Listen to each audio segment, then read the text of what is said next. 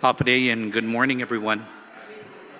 This public hearing conducted by the Committee on Land, Environment, Housing, Agriculture, Parks, and Infrastructure is called to order, and the time is now 8:35 a.m. Today's date is Wednesday, April 1st, 2026. Notice of this hearing was disseminated to all local media outlets on March 25th, 2026, with a second notice provided on March 30, 2026. Notice of the hearing was also made known on the Guam Legislature's website and the Government of Guam Public Notices portal. This morning, the committee will hear testimony on the following bills. Bill number 244-38 COR, introduced by Senator Sabina Flores Perez, an act to add a new Chapter 72, Division 2, Title 21 of Guam Code Annotated. And this is establishing the Uniform Conservation and Easement Act to provide additional option for the conservation and ecologically and culturally significant land.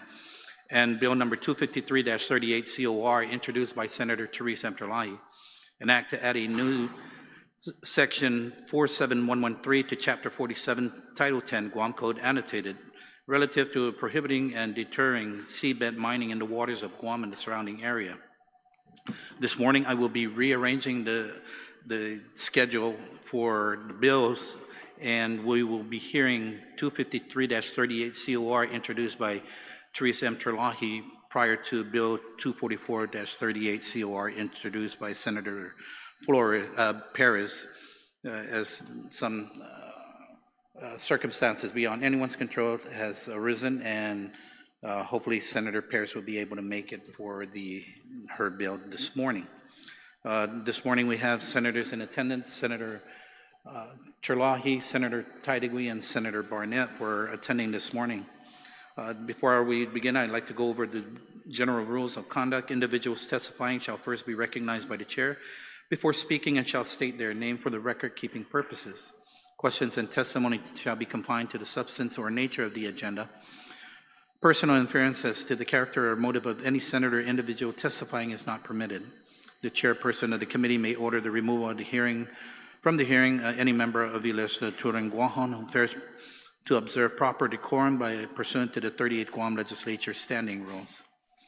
We'll now proceed to hear the hearing on the bill 253-38, introduced by Senator Terlaje, and I would give the senator time for her opening statement, then we'll call the attendance for the panel. Thank you. Thank you, Senator. Mr. Chair. Buenas, good morning, everyone. Thank you for being here this morning. This bill number 253-38 is an act to add a new Section 47113 to Chapter 47, Title 10, Guam Code Annotated, relative to prohibiting and deterring seabed mining in the waters of Guam and the surrounding area. This bill was introduced in response to the Bureau of Ocean Management, which is a part of the Department of Interior's request for information to explore potential critical minerals leasing offshore the CNMI and to take a clear and firm stance on prohibiting seabed mining in the waters of Guam and the surrounding ocean. As you know, when BOEM solicited comments, it received over 65,000 comments. And we also held a hearing on a resolution by the Guam Legislature to express its opposition to seabed mining as proposed by BOEM, and received overwhelming support for that as well. And many community members from Guam and the CNMI, including scientists, legal experts, environmental advocates, cultural practitioners, fishermen, and everyday residents have consistently warned about the potentially irreversible damage that deep-sea mining could inflict on our marine ecosystems, our health, and our economy. And as you know, recently, the Bureau of Ocean Management released its Area Identification Decision Memo. So after their solicitation of interest, they decided on what the area really will be that they're going to potentially lease. And what they did was actually pretty much double that area that they had originally proposed. So it went from 35.5 million acres to an additional 33.6 million acres to the west. So now it's on both sides of the islands the archipelago of the Mariana Islands.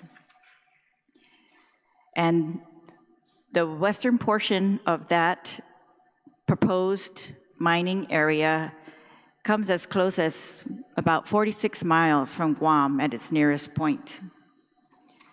So this legislation would ban mining, extraction, and removal of minerals from the seabed in territorial marine waters. It will prohibit permits to be issued in connection with development or operation of facilities or infrastructures associated with mining, extraction, or removal of minerals from the seabed.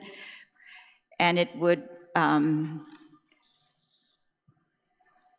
provide that the Guam Port Authority may delay or deny approval for port entry or departure for any vessel for which the agency has received notice from a federal agency or other agency that the vessel or its crew has engaged in activity that has violated any federal, state, or law pertaining to environmental protection, maritime transportation, trafficking of illegal contraband, or the collection or extraction of undersea minerals unlicensed or unpermitted by Guam. All right, and so this legislation, this bill, was actually a suggestion made at the last public hearing we had on deep sea mining. This recommendation was made by the Department of Agriculture and the Department of the Environmental Protection Agency of Guam, and I want to thank them for their suggestions.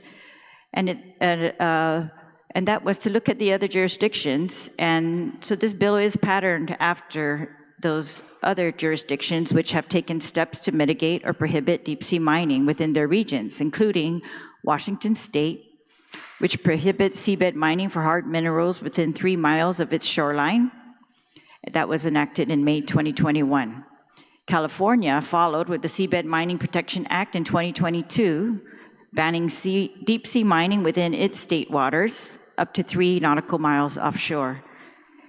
And Hawaii enacted the Hawaii Seabed Mining Prevention Act on July 2024, prohibiting the exploration, extraction, and removal of seabed minerals within the state marine waters and restricting such activities up to 3 miles from its shore to protect fragile marine ecosystems and to uphold Native Hawaiian rights.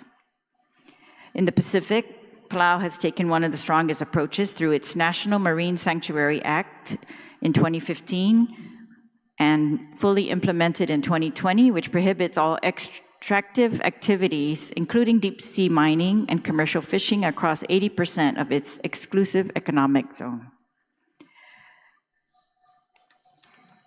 So this is a bill that would do similar in Guam. And so I thank you all for being here, and I look forward to your input on this bill. And Mr. Chair. Thank you, Senator Terlaje. I'd like to recognize Senator Carlotta Leon-Guerrero for being here. Ma'am, you'll be giving oral testimony, so please go ahead and come up to the panel. I'd like to also call, is this Elsie? Yes, please. Thank you, Baltazar and Ms. Moneca, please, if you guys can go ahead and come up to the panel.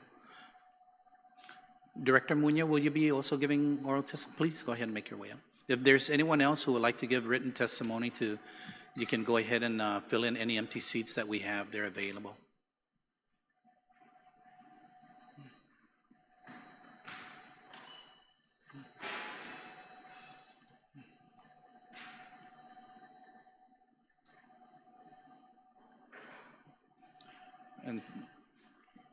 And when you give your testimony, go ahead and please just state your name for the record-keeping purposes, and then you may proceed on with your testimony.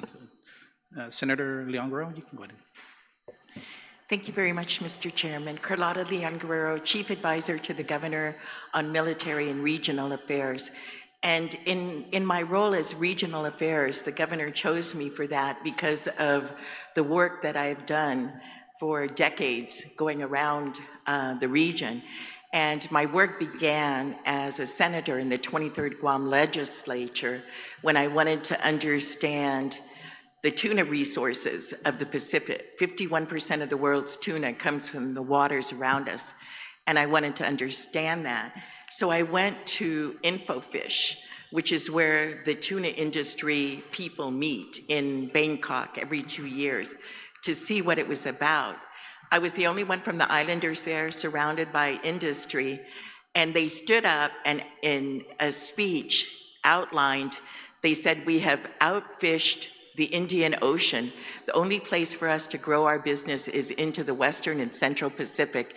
And the good thing about it is they're so small and they're so scattered, they'll never know what we're doing, and we can outfish them before they can stop us. So that's the kind of mentality that I've experienced going out there, of industries and entities that are interested in Pacific resources. So I'm supportive of what the legislature is doing here. I think there might be some questions on enforcement and some of those other issues, but as a strong statement to say to everybody about how we feel about deep sea mining, I think this expresses the concern, and it's a strong statement because what is out there is equally strong. We're up against entities that, a company that might have formed to do deep sea mining that's now less than 2 years old, operating out of their house in a freeway, is gained more ground, was able to help double the area, and nothing that any of us have said has shrank the area that BOEM put under consideration. So that's the stakes that I see and that I've experienced, that I've been out there.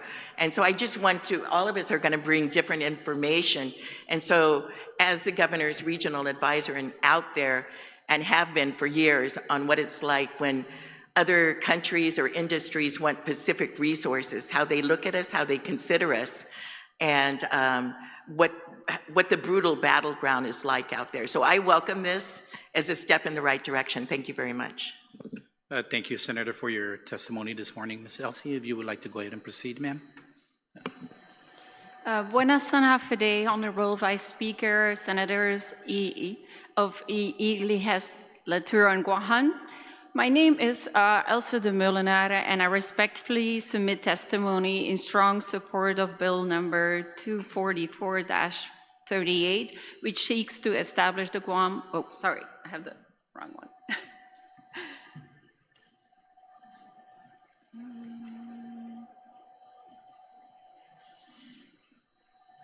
Which wants to prohibit and deter seabed mining in the waters of Guam of the surrounding seas. I'm the Associate Director for Natural Resources at the University of Guam Center for Island Sustainability. My testimony, however, reflects my views and not the ones of the university. I'm writing as a mother, a biologist, and a longtime resident of the Marianas to express my strong support for the bill, which seeks to prohibit and deter seabed mining in the waters of Guam and the surrounding areas. For my family, the ocean is not just a resource, it's part of who we are. We fish together, we learn from it, and rely on it for food, grounding, and cultural continuity. My husband and I are both biologists, and we are deeply concerned about the irreversible ecological harm that seabed mining could cause. The deep ocean is one of the least understood ecosystems on the Earth, and disturbing its risks, destroying species and habitats may never recover. The issue is personal because it affects both the future of our children and the future of the island communities of the Marianas. Our children grew up in the water, fishing, exploring reefs, and learning to respect the natural systems that sustain us. Their sense of identity is tied to a healthy ocean, as it is for the Chamorro people and all who call the Marianas home. Our cultural, historical, and spiritual ties to the sea run deep, and any harm to our ocean threatens traditions, subsistence practices, and long-term well-being as island people. Recent news that the proposed mining area has effectively doubled in size and is now closer to Guam only heightens these concerns. Expanding the scale and proximity of such operations increases the risk to our marine ecosystems and to the communities that depend on them. Our connection to the ocean cannot be separated from our connection to the land. As a botanist working on endangered species, I have seen firsthand what development can mean for fragile ecosystems on land, the loss of habitat, the slow decline of species, and the difficulty and sometimes impossibility of recovery. If we struggle to fully understand and mitigate impacts in terrestrial systems that we can study directly, it is even more concerning to consider large-scale disturbance in deep ocean, where such much remains unknown. In the Marianas, conservation is inherently holistic. Our forests, wetlands, savannas, reefs, and deep-sea systems are interconnected. Impacts to ocean health can cascade into coastal ecosystems, affect freshwater systems, soil stability, and the resilience of native and endangered plant species as we are working so hard to protect. Seabed mining risks undermining this integrated approach to conservation by disrupting ecological processes that extend far beyond the mining sites themselves. Sediment plumes, noise, and habitat destruction from mining could affect migratory marine species that come into our shallow waters, impacting local fisheries and our food security. With so much scientific uncertainty and with seabed mining technologies still experimental, moving toward would be premature and dangerous. We are also troubled by the lack of strong global regulations and the difficulty of responding to accidents at extreme depths. For these reasons, I support Bill number 253-38 and urge decision makers to take this important step to protect our ocean, our culture, and the future of our island communities. Sana Masa for your leadership and considering this testimony. Thank you, Dr. Elsie, for your testimony, and my apologies for not addressing you properly before your testimony. No disrespect intended. Thank you, ma'am. Director Muña, would you like to start with your testimony, please? Good morning, Hafaday. Sorry, scrolling to the top. Hafaday, Vice Speaker, and members of the committee. Thank you for the opportunity to provide testimony on Bill 253-38. The Guam Department of Agriculture respectfully submits this testimony with our strong and utmost support for this bill, which would prohibit and deter seabed mining in the waters of Guam and the surrounding area by adding a new subsection to Chapter 47, Title 10 of Guam Code Annotated. DOAG's statutory mandate includes the protection and management of Guam's fisheries, coral reef ecosystems, marine mammals, and the broader ocean environment that sustains our island's food security, cultural identity, and long-term economic stability. This bill directly advances that mission. Department of Ag urges its passage and offers the following substantive recommendations to strengthen its protective reach. Department of Ag's position on deep-sea mining in the Marianas is a matter of documented record. In January 2026, we submitted formal comments in strong support of Resolution 132-38, opposing BOEM's request for information regarding commercial leasing of the outer continental shelf minerals offshore the CNMI. The comments identified 9 categories of serious concern, including procedural deficiency, irreversible environmental harm, risks to marine mammals, threats to submarine telecommunications infrastructure, cultural impacts to the indigenous Chamorro people, and the absence of meaningful consultation with affected communities. In February 2026, Acting Governor Tenorio met directly with BOEM and the Department of Interior representatives to press GovGuam's objections. As Acting Governor Tenorio stated plainly after the meeting, years away is not a guarantee. We have seen how quickly federal policy priorities can shift. This meeting did not produce adequate answers to GovGuam's core questions. Who monitors environmental impacts this far from shore? Who bears liability when harm occurs? And whether the Bureau of Safety and Environmental Enforcement has the capacity to enforce protections in our waters. The absence of satisfactory answers reinforces the urgency of this bill. Bill 253 represents the concrete legislative step that DOAG recommended in its January 2026 testimony, a territorial prohibition that uses every available tool under Guam's authority to prevent deep-sea mining from taking hold in or near our waters. Hawaii, California, Oregon, and Washington have enacted similar bans, and Guam must join them. The threat is not abstract or distant. The Boehm RFI area lies east of the Mariana Trench Marine National Monument, within proximity to Guam's EEZ and adjacent to ecosystems that Department of Ag is charged to protect. The ecological states include sediment plumes generated by deep-sea mining operations that can spread hundreds of miles, suffocating zooplankton, clogging fish gills, and smothering coral reefs, including the biologically productive area between Rota and northern Guam that serves as a corridor for manta rays currently undergoing genetic analysis and anticipated to represent a unique hybrid of reef manta and oceanic manta exclusive to the Mariana Islands. Disruption of bottom fishery areas supporting important food security species, including onaga and pomfrey, which are already subject to cumulative pressure from surface danger zones and military use areas. Irreversible destruction of deep-sea coral habitat with specimens documented to be between 2,500 and 8,000 years old, and a seamount ecosystem hosting species not yet known to science. Continuous industrial underwater noise that compounds existing acoustic stress on deep diving cetaceans, including beaked whales, blue whales, fin whales, and sperm whales, in a region already impacted by naval sonar that has been associated with multiple beaked whale strandings. Risk to Guam's 11 active submarine cable systems, which connect more than 14 countries and are irreplaceable economic and national security infrastructure. Disproportionate cultural harm to the indigenous Chamorro people whose navigation, traditions, food systems, and spiritual identity are inseparable from a living, healthy ocean.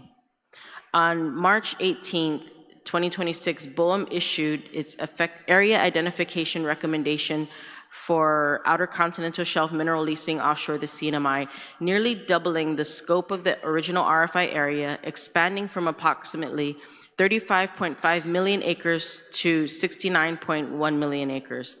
This expansion is the result of industry interest in the areas west of the CNMI for polymetallic sulfide development, new areas that were not included in the original RFI.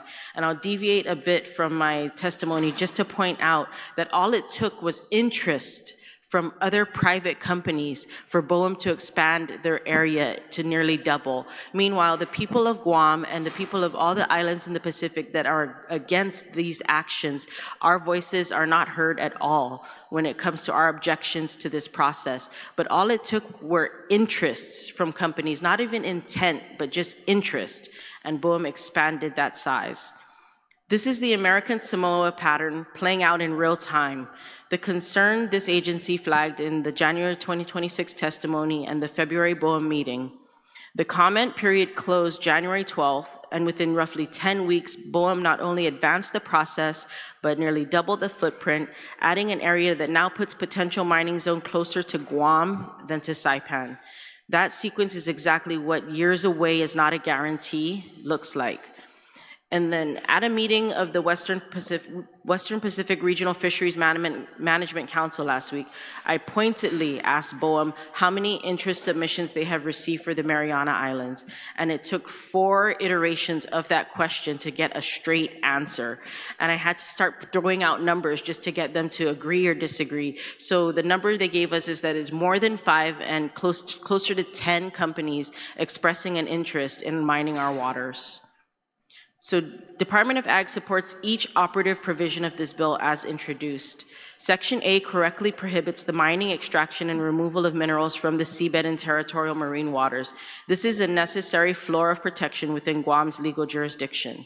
Section B appropriately extends the prohibition to permitting for associated facilities and infrastructure, preventing Guam's regulatory apparatus from being used to enable any component of the mining operation.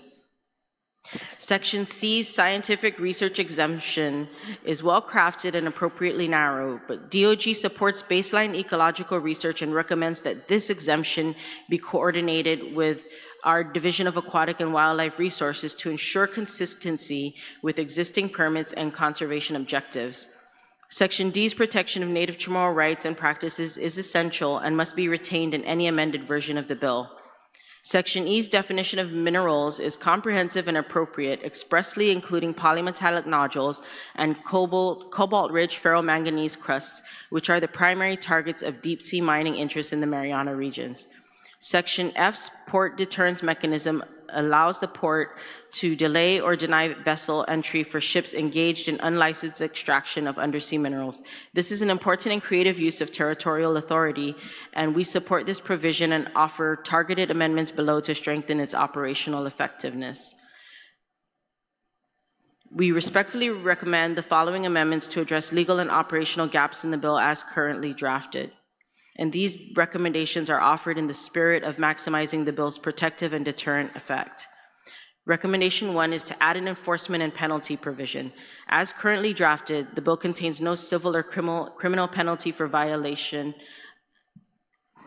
A prohibition without consequence is difficult to enforce and may be treated as inconsequential rather than legally operative. DOG recommends that the legislature add a subsection establishing a graduated civil penalty structure with a separate penalty for each day a violation continues, and designated an enforcing agency, whether it's AG or EPA, in coordination with the Office of the Attorney General. Jurisdictions such as Hawaii and California have incorporated enforceable penalties into their seabed mining bans, and Guam's prohibition should be equally robust. We offer some sample language in the written testimony. Recommendation 2 is expand port deterrence authority to proactive monitoring. While Section F currently authorizes port to delay or deny port access only when it has received notice from a federal agency or other agency of a violation, port cannot act until another agency has already flagged the vessel. In practice, sorry, my computer's wigging out.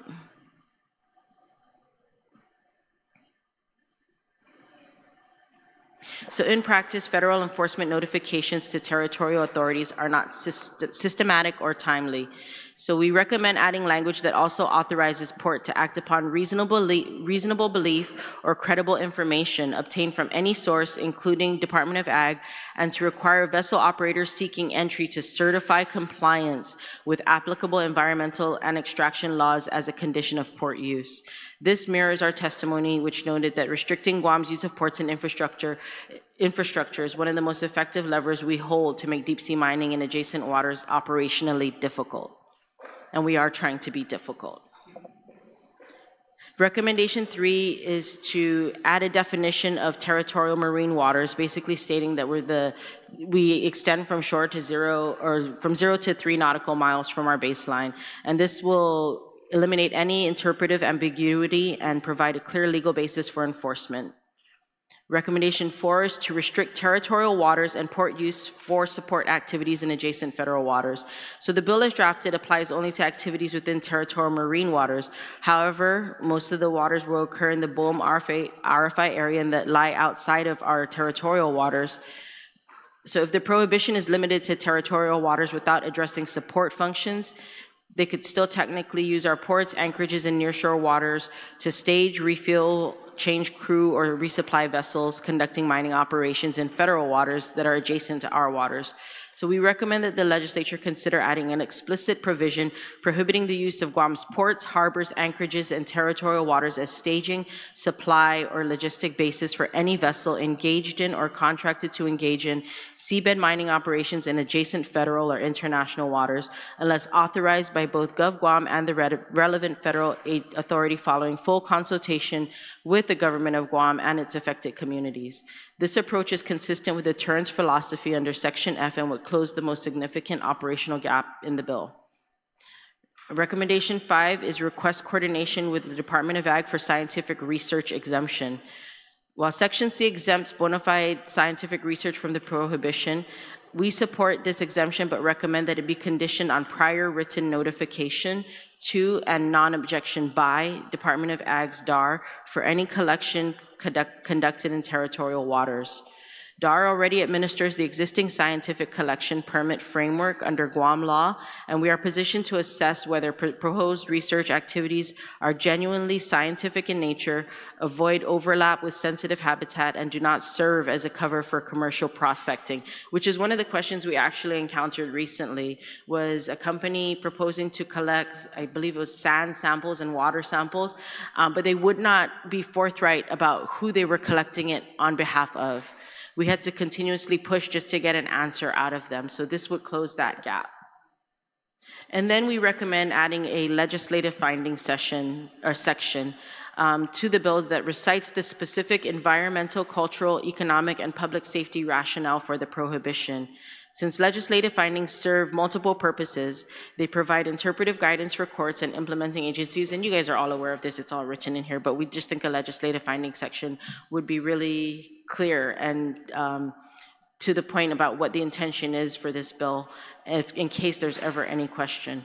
So with these recommended amendments, we seek to ensure that the prohibition is enforceable, operationally effective, and resilient to legal challenge, and not to delay or dilute the intent, the bill's protective purpose. We urge the legislature to pass this bill with consideration of the recommended amendments and to act swiftly, given the pace at which the federal policy in this area seems to be shifting. And the ocean is not a resource to be surrendered to industrial extraction without Guam's full and informed consent. And Bill 253 makes clear that Guam does not consent. Thank you. Thank you for your testimony this morning, Director Muña. I'd like to recognize my colleague, Senator Perez, for joining us this morning. Thank you, Senator. And we're going to go ahead and continue on with the testimonies. And all of you that have provided testimonies, if you can please just go ahead and submit your written to my office, and that way we can ensure that it's all incorporated into the committee report. Thank you. I appreciate you all. Mr. Baltazar, would you like, oh, yeah, Mr. Baltazar, you can go ahead and provide your testimony. Hapade, Vice Speaker Ada, and Honorable Senators, Guahu Sibatasad Budazo Agan. I come before you in strong support of Bill 25338.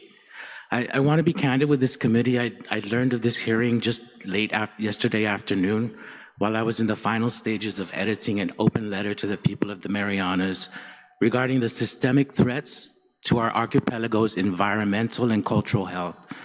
The timing felt like a cosmic alignment I couldn't ignore. Because of those time constraints and ongoing caregiving duties, I've not prepared a technical point-by-point analysis of the proposed bill. However, with your permission, I would like to read this letter into the public record because it addresses the very heart of this legislation. When we protect our ocean, we ensure our collective survival. Please go ahead and continue. Yeah, you can continue. Thank you. We are witnessing a defining moment in the history of the Marianas. For too long, the U.S. military and federal agencies have treated our archipelago as a collection of disjointed strategic assets rather than a single living ecosystem with a 4,000-year-old heart. But the people of the Marianas are no longer allowing our voices to be siloed or silenced. Thanks to the relentless advocacy of PROHIBITING and the legal expertise of Earth Justice, the military's decades-long practice of open-air detonations at Terlaje is facing the scrutiny it deserves. As the U.S. Supreme Court prepares to hear the Air Force's challenge to our environmental protections, we must view this as a critical battleground where we assert our right to breathe clean air and protect our northern Guam lands aquifer from the spreading plumes of toxic legacy toxins like dieldrin and PFAs and PFOs that continue to seep into our lifeblood. We already see the consequences of failed mediation and the broken cleanup promises of the 1990s. The EPA has issued warnings regarding toxins found in the fish of Tumon Bay. This is the direct poisoning of our food chain and the most sacred shores. The assault on our sovereignty reaches a fever pitch with the Bureau of Ocean Energy Management. In a historic, nonpartisan display of regional unity, the leadership of both Guam and the Northern Marianas stood as one to reject any proposal of deep-sea mining. Our communities responded with an overwhelming 65,000 public comments, a massive roar of dissent. Yet in a blatant act of bureaucratic erasure, federal officials pondered a mere 346 as substantive, effectively throttling the collective breath of tens of thousands of our people. Doubling the area of potential effect to nearly 70 million acres is a transparent, calculated act of aggression that treats our ocean as a vacant laboratory for extraction. This pattern of fracture is how the Marianas are partitioned for military utility and US interests. We see the whole picture of this assault when we look north, from the expanding live fire ranges of Tinian to the unrelenting target practice on moose, Farallon de Mendanilla. By treating the Marianas as disjointed strategic assets and exploiting the separate political statuses to create artificial divisions, the military and federal agencies blatantly ignore our deep cultural and ecological interconnectedness, rooted in an ancestral history that predates any artificial boundary. I offer these words not as a technical expert, but as a descendant who believes our survival depends on the unity of our islands. The 38th Guam legislature has the opportunity to blow a historic kulu in the form of 25338 and signal to the world that we have the fighting spirit to stand our ground and protect our profoundly valued living ocean resource. We must ensure that the generations who follow receive the same sacred inheritance handed down to us by our first people. And we must refuse to be a mere coordinate in a military-industrial strategy that does not include our survival. We must stand as a unified Marianas, one people, one ocean, one breath. Sizu's Mosi.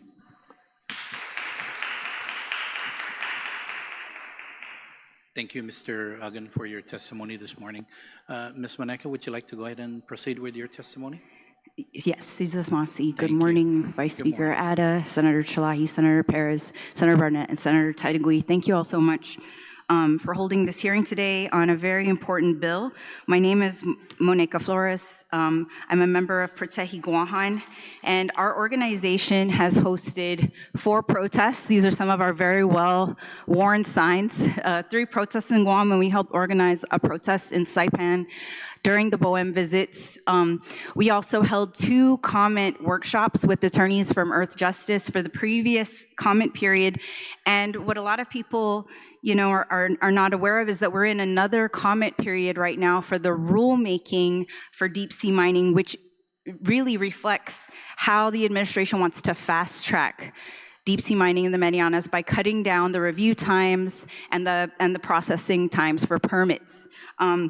This is in the administrative revisions to regulations related to outer continental shelf minerals other than oil, gas, and sulfur, and it was announced on February 24th, and comments for this are due on April 27th. We will be hosting a workshop again, a comment workshop for this specifically, so that the public and members of the government of Guam are able to understand some of the legal implications for the changes in these rules. We heard about this just 2 days before the BOEM meeting took place here in Guam, and it was absolutely shocking. As the director of Department of Agriculture said, we take no comfort in BOEM telling us it's going to take 5 to 10 years, especially with this move now from the administration to cut review times and permitting times. We know that they're on the road to fast track for deep sea mining, and so this legislation is very critical. It's also not just an issue for the Marianas. This is an issue of genuine security for the whole Micronesian region. It's going to impact fishing for the rest of Micronesia. It's going to impact cultural practices for the rest of Micronesia. And so this is an attack on Pacific sovereignty.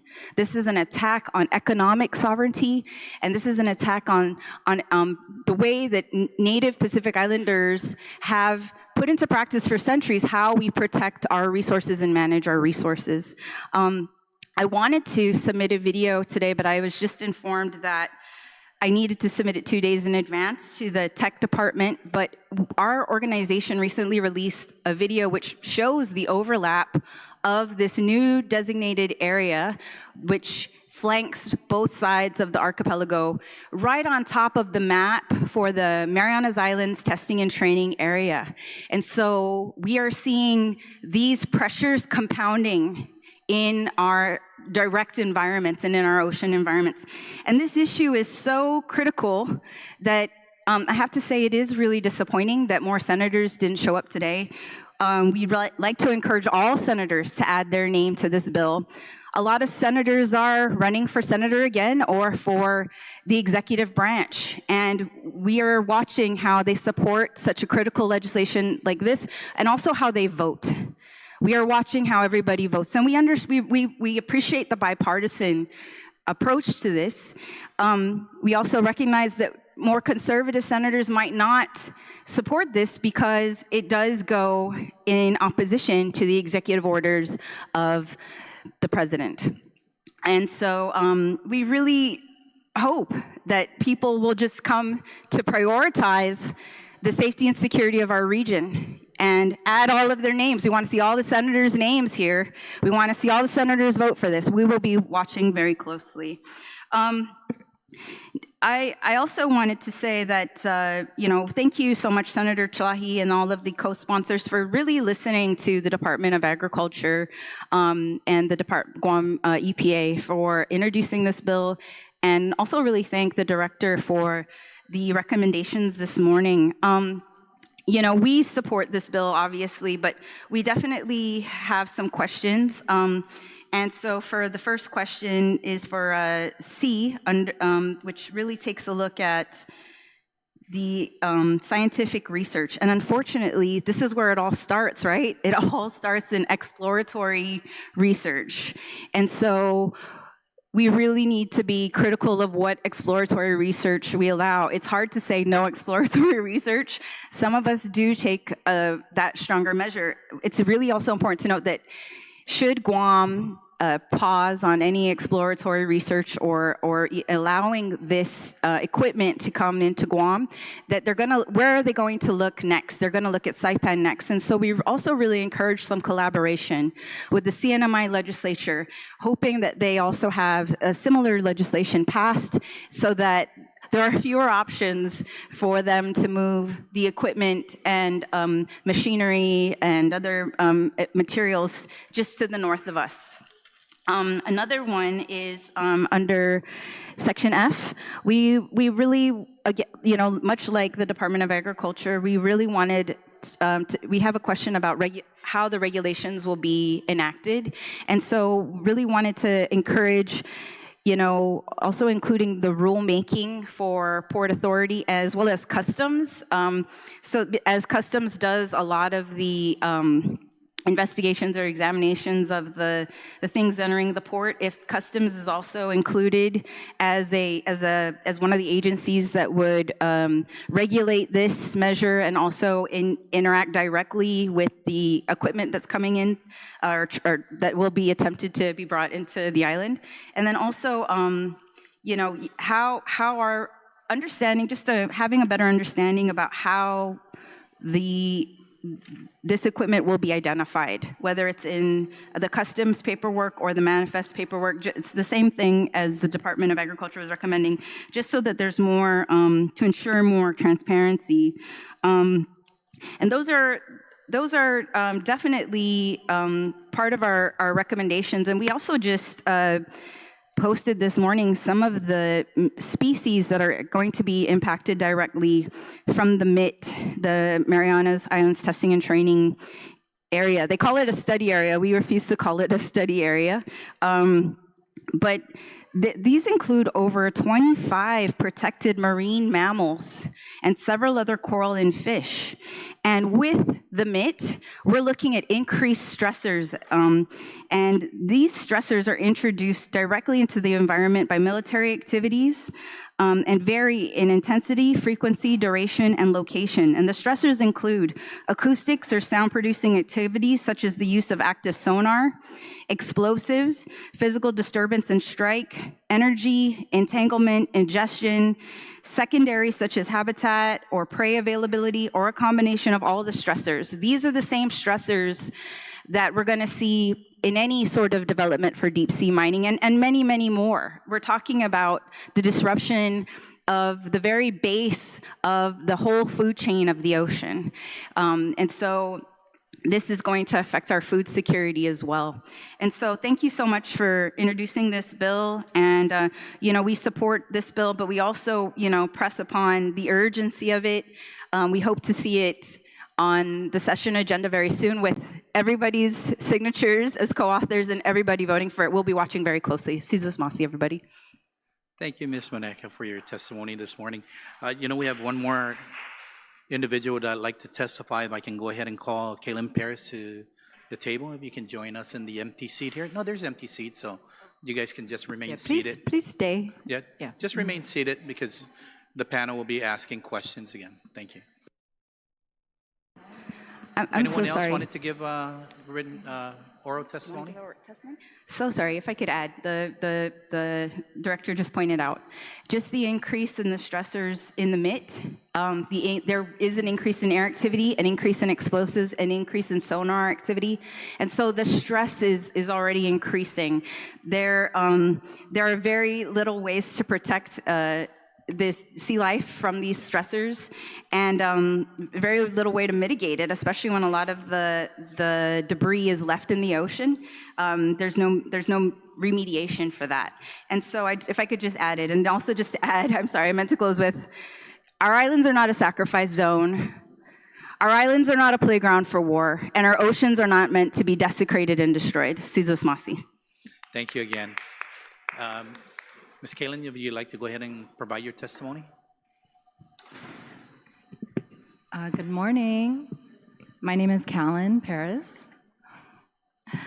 I'd like to say good morning to the senators here, Vice Speaker Atta, Senator Terlaje, Senator Perez, happy belated birthday, and Senator Barnett and Senator Taidagui.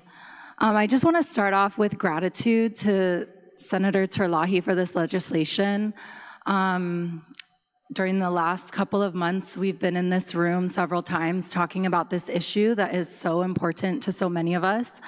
Many of us were afraid that, similar to American Samoa, that we would have strong opposition and they would continue to move full steam ahead. Unfortunately, that's exactly what we've seen by BOEM expanding the research area. And it's easy as a layperson to feel like helpless, like what else can we do? We've opposed, we've protested, we've made comments. And so this legislation that has really practical and actionable items that we can do to prevent this from happening is really just so encouraging, and I'm so grateful for that. I think this is a prime example of how our status as a colony in handcuffs, we are just at the expense to the whims of empire. And so without sovereignty, it's hard to feel like we have a true seat at the table, like our voice will really be heard. So I'm just very grateful that this legislation reminds us that we have agency, we have options, and the leaders that sit here are committed to this task of protecting the Marianas Trench. I want to echo Moneca's comment about hoping that all senators sign on this, and that this will pass, and that we see more robust protections for our environment from this legislature. I'm encouraged to see that there's more than just the 4 signatures I was thinking might be on here, but this is a really important issue. It's going to affect us for generations. The Lieutenant Governor said this is a generational issue. And I'm really hoping that like Monica said as well, this is echoed in Saipan. Like, we need to really take a unified stance on this. Like Director Munoz said, be difficult. We need to be difficult, not make it easy for them to do this. So I'm very grateful for this legislation. I'm in strong support of it, and I hope to see more support from the legislature. Thank you. Thank you, Ms. Callan, for your testimony this morning. My apologies for mispronouncing your No name problem. earlier. Thank you. Mr. Jamal, would you like to go ahead and proceed with your testimony? Yes. Hafaday Vice Speaker and fellow committee members. My name is Jamal Tagai, and I'm a UOG Bachelor of Social Work student, and I'm testifying as a member of the Social Work Student Alliance. I'm also someone who calls Guam my first home. Thank you for this opportunity to testify in support of Bill 253-38. As a senior social work student, one of the things we learn is nothing about us without us. This means that any policy decisions must include the people they affect at every level, from planning to implementation and evaluation. The proposal to conduct deep sea mining within the Marianas Trench has not meaningfully included the participation of the people it affects. The massive increase in the area designated for deep sea mining, despite widespread public opposition, shows that even when our communities insist on participating, their concerns are ignored. This is highly reflective of the inequitable relationship we have with the federal government, in which the people of Guam's interests are not prioritized.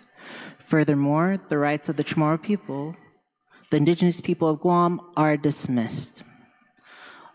According to the United Nations Declaration on the Rights of Indigenous people,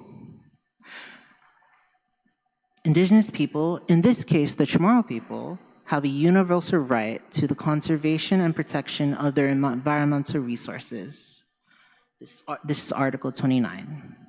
They should also be consulted to, quote, obtain their free and informed consent prior to the approval of any project affecting their lands or territories and other resources, particularly in connection with the utilization or exploitation of mineral, water, or other resources. This is Article 32.2. As the deep sea mining proposal covers a vast area, mining by the federal government in the Marianas and Micronesia will violate the indigenous rights of all indigenous Pacific people in the region. Our support of Bill 253-38 is consistent with social work ethics and the social work core values of social justice. Social workers have an ethical responsibility to prevent and end the exploitation and domination of systematically excluded populations. This bill promotes self-determination and uplifts the Chamorro people's international rights to environmental conservation and protection. So the deep sea mining proposal process is being rushed despite strong opposition. If deep sea mining is unleashed prematurely and adverse impacts occur, the consequences are permanent. Given that deep sea habitats have taken millions of years to form, we cannot realistically replace what is lost. And we will not know the full extent of harm to the health of our residents and our island until the damage occurs. We must ask ourselves if we have the capacity to recover from such an enormous environmental hazard, should one occur. In closing, we respectfully urge this body to support Bill 253-38 and to continue to advance policies that safeguard our ocean and uphold the internationally recognized right of Chamorros to be consulted for free, prior, and informed consent on projects pertaining to surrounding waters in the Marianas.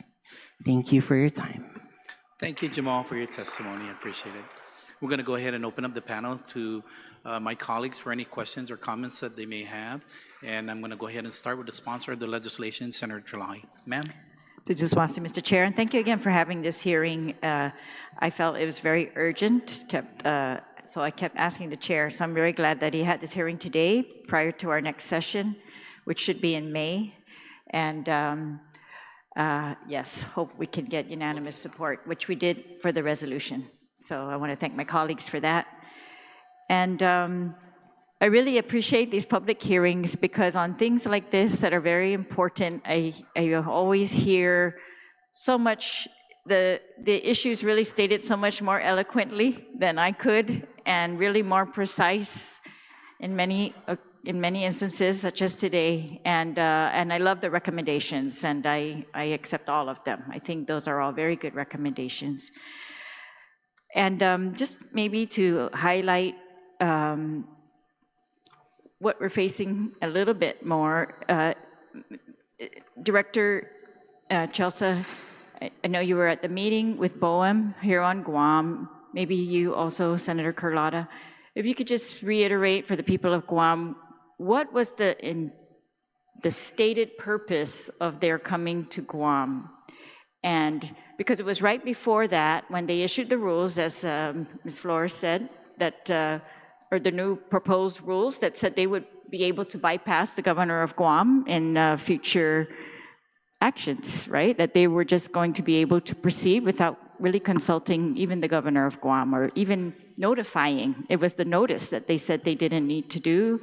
And but then they did come for a meeting, and if you could just say, what was the stated purpose? And in that meeting, did they ever let it be known that they were going to double the study area or the intended mining area? The purpose of the meeting, as stated, was that they wanted to come over and explain to us the process that they were going to put us through. And there was somebody there ready to do a presentation, but we didn't really get to that. We were not really interested in engaging in a slide presentation on the process.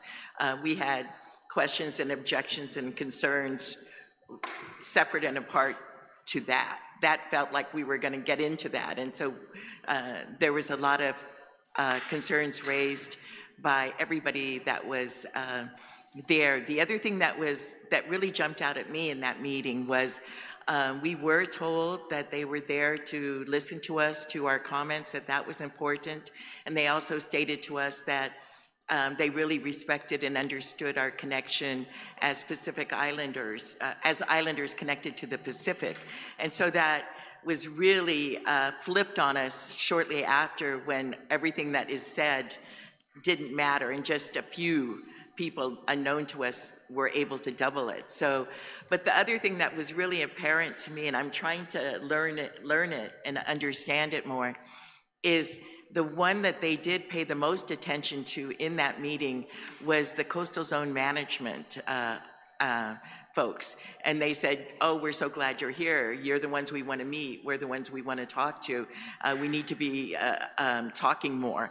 And so I've since gone over to learn more about what's going on. What is that connection? Why are they paying so much attention to that? What can we do within that Coastal Zone Management Act? What can we do that has their attention and their need to connect? So I can say that in that meeting, from everybody that was on the panel, there was nothing you could construe that it was smooth sailing, that there was any indication to BOEM that we were happy and satisfied with this process or what was going to come our way. And then the Lieutenant Governor, acting governor at the time, also expressed more than deep, he was very, very concerned that the governor had just been in meetings with BOEM, and shortly after that meeting is when they issued the regulation saying that they wanted to stop notifying the governor of what their future actions were going to do, limit environmental review, cut timelines. So she was just there in BOEM, in meetings with them, and then she leaves, and then they make that announcement, and then they head to Guam. So we kind of wanted to say you're speaking with forked tongues, two faces. However diplomatically you can forcefully say that is kind of like the tone of what that meeting was like. That's my perspective. Chelsea was also there. Thank you. I agree with Carlotta's perspective. as the government of Guam, we challenged many of the assertions that they made. We were challenging the timelines that they proffered. We pointedly asked questions about the research that needed to be conducted because they had a heavy emphasis on understanding that research needs to be conducted. And we asked in that meeting, and I've asked in prior meetings, well, is the research going to be conducted ahead of any of these licenses that you issue, whether it's the initial license for exploration, and is the equipment even tested? Because we know for a fact that the equipment is not tested. It's all theoretical. But they said that at least the equipment to conduct surveys is equipment that has been used before. And then we asked, but how do you assure that in conducting the surveys there's going to be no disturbance? Because that was one of the caveats that they added. And they said, well, they would rely on the companies to ensure that there's no disturbance. So that begs the question then, well, who's going to be the enforcer of any of this? And it's not even BOEM, it's a completely different agency that hasn't been involved in the process, at least with any of us, that would be responsible for engagement. My favorite line from the Lieutenant Governor in that entire meeting is that we do not want to be the guinea pigs. We're not here to be guinea pigs for any of these activities that have never been tested.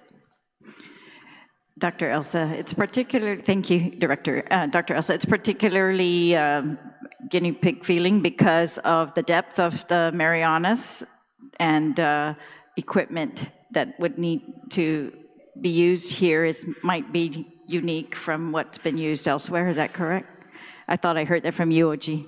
Yes, indeed. I think we also don't know what the effects are going to be, and potentially the impact also the coast. I also wonder if the coastal area is going to be impacted severely, and that's why they may be interested in talking in particular more to that agency. And I'm very concerned about hearing that actually right now, because that is not, you know, that does not look good for us, for the ecosystems. So, and you know, like I'm a botanist, so I mostly work on endangered plants, but you know, extraction happens on land too, and we know how hard it is to recover from extraction, right? So, and I reflect on that, thinking what would happen to our oceans, and we don't even know, right? So I'm very concerned about the species, and of course all the other things I mentioned. Well, I appreciate your saying that, because I was whispering to the Vice Speaker that you are the scientist in charge of protecting our most endangered tree, and as we know, that tree passed. And I know that UOG has done many efforts to try to replant that, and I saw that was an announcement. But we know that in a new habitat, it's just not the same, and that we had really, the original habitat is now gone. Yeah, I strongly agree with that, because we can see where the original tree grows, there's mycorrhiza that are associated with it, and I'm pretty sure there is similar other species associated with species living in deep oceans. So it's always hard to kind of mimic the, you know, the habitat. Recovery is possible, I'm not gonna say that, but it is a harder struggle for sure. And is it your understanding that there is nowhere in the world yet that they have proposed any appropriate mitigation for deep sea mining? I have not, I'm not too sure about that, but I haven't heard. Yeah, we've heard of some mitigation, perhaps like the military does on their projects. We're gonna bulldoze this area, we'll mitigate it by, you know, putting plants into another forest area, and but we've never heard of anything like this on a deep sea mining level, right? And maybe Senator Carlotta or anyone, there was another island, and I think it's New Caledonia, maybe Manyaka, who had pretty much wanted deep sea mining, but then recently has pulled back and tried to withdraw its authority or slow it down because of the impacts that they've now seen. They're doing two things. The Cook Islands is doing Cook Islands. Cook Islands. And they had a lot of concerns and questions raised about what they were going to do in their waters. And so all of the leases, everything that they had ready to go in 2027 in their waters, they have added 5 years to it. And they scrapped as far as they got and said, go back and do your environmentals again, and we're going to stay engaged, but it's going to be another 5 years in our waters. What they are engaging with is with the United States in international waters. And so in international waters, when your waters are adjacent to international waters, you have rights as an adjoining country, your waters there. So they're adjoining international waters to the international waters is where they're entering with the United States. So they're a little more cautious in trying to get more environmental work in their own home waters, but far, far away near is where they're getting more adventurous with the United States at the encouragement of the United States. All right, and do you see any implications for Guam from this partnership between Japan and the United States for deep sea mining? And apparently we heard that, other countries, they do deep sea mining right outside the EEZs of other countries, not their own countries, but other countries, that they can go right outside those EEZs, and that's, I guess, what the US wants to do here. But do you see, have you heard any details of that, or any other countries mining off of Guam? I just know that there are different countries in their own waters that have been doing exploratory efforts trying to learn more about it. And I would not be surprised at where the US is going nowadays with different countries and pushing those boundaries. The governor and lieutenant governor and you guys are in regional organizations. APIL is one, Association Pacific Island Legislatures. The Micronesian Island Forum is coming up in Pohnpei in July. The Pacific Island Forum is taking place in Palau in the end of August. And I'm sure, Chelsea is the one that's in charge of a committee within MIF to start exploring and pulling out the issues having to do with deep sea mining. So we're seeing the leaders regionally try to get up to speed with it, while in their bodies you have different countries that are saying, my country's not doing as well as you are, Guam. We don't have the money that you do. We're gonna have to listen to them more than you are. And so you see the pushes and shoves from different countries that, as an example, to give you an idea, in the Pacific, Guam has the highest per capita GDP at 42,000. The range, the poorest, is Kiribati at 1,800 a year. So they have the largest EEZ in the planet, and they're the poorest people in the Pacific. So you can imagine the different countries and extractive industries that are paying attention to them. When that's your dynamic, you're the poorest in the Pacific with the biggest footprint. So that's kind of the push and shove of what our leaders go through, all of us, when we go into these international forums. Has anyone thought more specifically of collaboration with the CNMI and how we can assist in that? I think it's an economic issue in some ways, right? Of course. And of course, we wouldn't want to deny them what they need, but are we able to lift some of the burdens? I think that going into the Micronesian Island Forum, the governors are going to be speaking more, and I know APIL is coming up, I'm not sure when, and there's a Marianas Legislative Association that might want to begin tackling it. But when I talk about GDP, the nearby GDP is Guam is 42,000 and rising, the CNMI is 23,000 and falling, American Samoa is 18,000 and falling. And so I add those dynamics when I go into talks and meetings with them, and I'm trying to get them to be on the same tough as we can be positions. And if I sense that they're stepping back a little bit from it, I have to add that into my decision making and my understanding of why they may not be able to go as far or as hard as Guam can. And finally, I just want to thank again Protehi Guam for doing this overlap of the MIT, the Mariana Islands Training and Testing Area. It's a training and testing area. It's where they do the detonations. It's where they They practice their weapons. It's where they do sonar. We've been under this for now, I think, 10 years.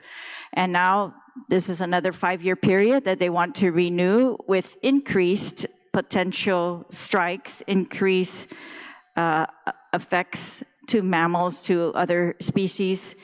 And this is very, very critical for us, I believe. And so showing us maps, I love that you put them both on the same map.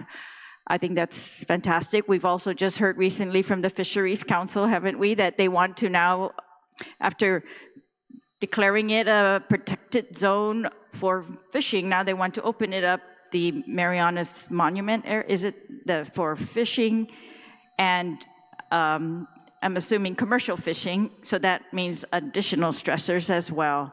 And we are really, I am very, very concerned, as all of you are, with this, the economic impact and the livelihood impact for us here, while we haven't really even reached our full capacity of using our ocean for our own benefit or facilitating its stewardship. So, Sidus Masi, for all of you, I really appreciate your letter, Bao. I think it's going to reach everybody the same way it reached me. So, very, very moving and right on point. Thank you again to all of you. Sidus Masi. Thank you, Senator Terlaje. Senator Barnett, any questions or comments? Sidus Masi, Mr. Chair, and Sidus Masi to the panel. Magavzuk Angan Lihi Torus Hamzuk. We're very happy to see you guys low. Seeing you guys so frequently to me means that our island is under a constant attack, whether it's the MIT training, the programmatic agreement, the deep sea mining, the military buildup as a whole across the region. But I want to thank you because when we submit 65,000 comments to the appropriate agencies, when our legislature speaks unanimously that we oppose this infringement on our God-given rights, when our lieutenant governor says we don't want to be guinea pigs, when all of these stakeholders and representatives on our island say that we do not give our consent, yet it continues to move forward, it doubles in the impacted areas. It's easy to be defeated, it's easy to be discouraged, but I'm encouraged because we remain defiant, we remain difficult. And so I just want to thank you all for pushing this issue. In a lot of ways, you galvanize us to continue to move forward. Director Chelsea, thank you so much for your testimony, very insightful, all of the recommendations. I'm very encouraged that they're supported by the author, and thank you very much. You talk about being in a lot of meetings that I think the people of Guam don't even know about, so I encourage and I'm thankful for you and your activism and your being difficult on this issue. Also, Senator Carlotta, thank you so much for providing a little more insight into some of the challenges that we face as islanders across the region. And we all know too well that a house divided cannot stand. And so we need to somehow get a lot of these island neighbors of ours who may be tempted to be trampled in this new gold rush, that we have to, stand united in front of these threats. So I'm very thankful for that on your end. Doc, it's good to see you add your testimony here and your expertise. Sir? Thank you very much for your testimony. Mr. Baltazar, I keep saying, you need to pick up a packet. We need more, people in the people's house who see things the way, our grassroots people do. So, Sidus Masi, it's great to see you at these hearings, offering very insightful, passionate, and well thought out, reasonable testimony. Callan, as you said, you've been a frequent visitor here to the People's House, and I encourage you to keep speaking out and taking a stand against everything that's going on for our people on our island. Monica, thank you very much for all the hard work that you guys do as Protehi Guam. I mean, in a lot of ways, at least I'll speak for myself, I'm following what you're doing and listening to all of the information that you're putting out. And I got to commend you because, you're doing the work of like a lot of senators, as one individual, just covering all these different areas. And like I said, I know it's easy to be discouraged and to feel defeated, but you know, to see your steadfast defiance in the face of these forces, whether it's at the governor's office or over in the CNMI, I'm very, very grateful for your support on these issues. And I really don't think that we would be pushing this far if it wasn't for the great work of all those our friends in the activist community. So, Sidos Masi, and just a little bit on the measure, as the author had said in her open, you know, Washington, California, Hawaii, these are all sovereign states that have decided, you know, deep sea mining, not in our backyard, not in our front yard, not in our ocean at all. And so if it's good enough for those states, I think that's good enough for Guam.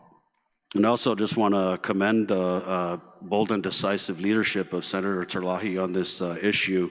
As I said, with all these comments that we make and all these statements that we make on the policy record, it's easy to feel like we don't know where to go. And so her strategic action on this issue and really putting our foot down and saying, hey, not only do we not want this, but you can't use our port, you know, and then with your suggestions, Chelsea, I think we're really going to tighten this measure. And in the confines of the colonized system that we're in, I mean, if we move forward within these guardrails, I think definitely this is the way that we do it. And so I want to thank you again, Senator Terlaje, for your leadership on this issue, and I'm very proud to be a co-sponsor. And I agree with some of the speakers who provided testimony.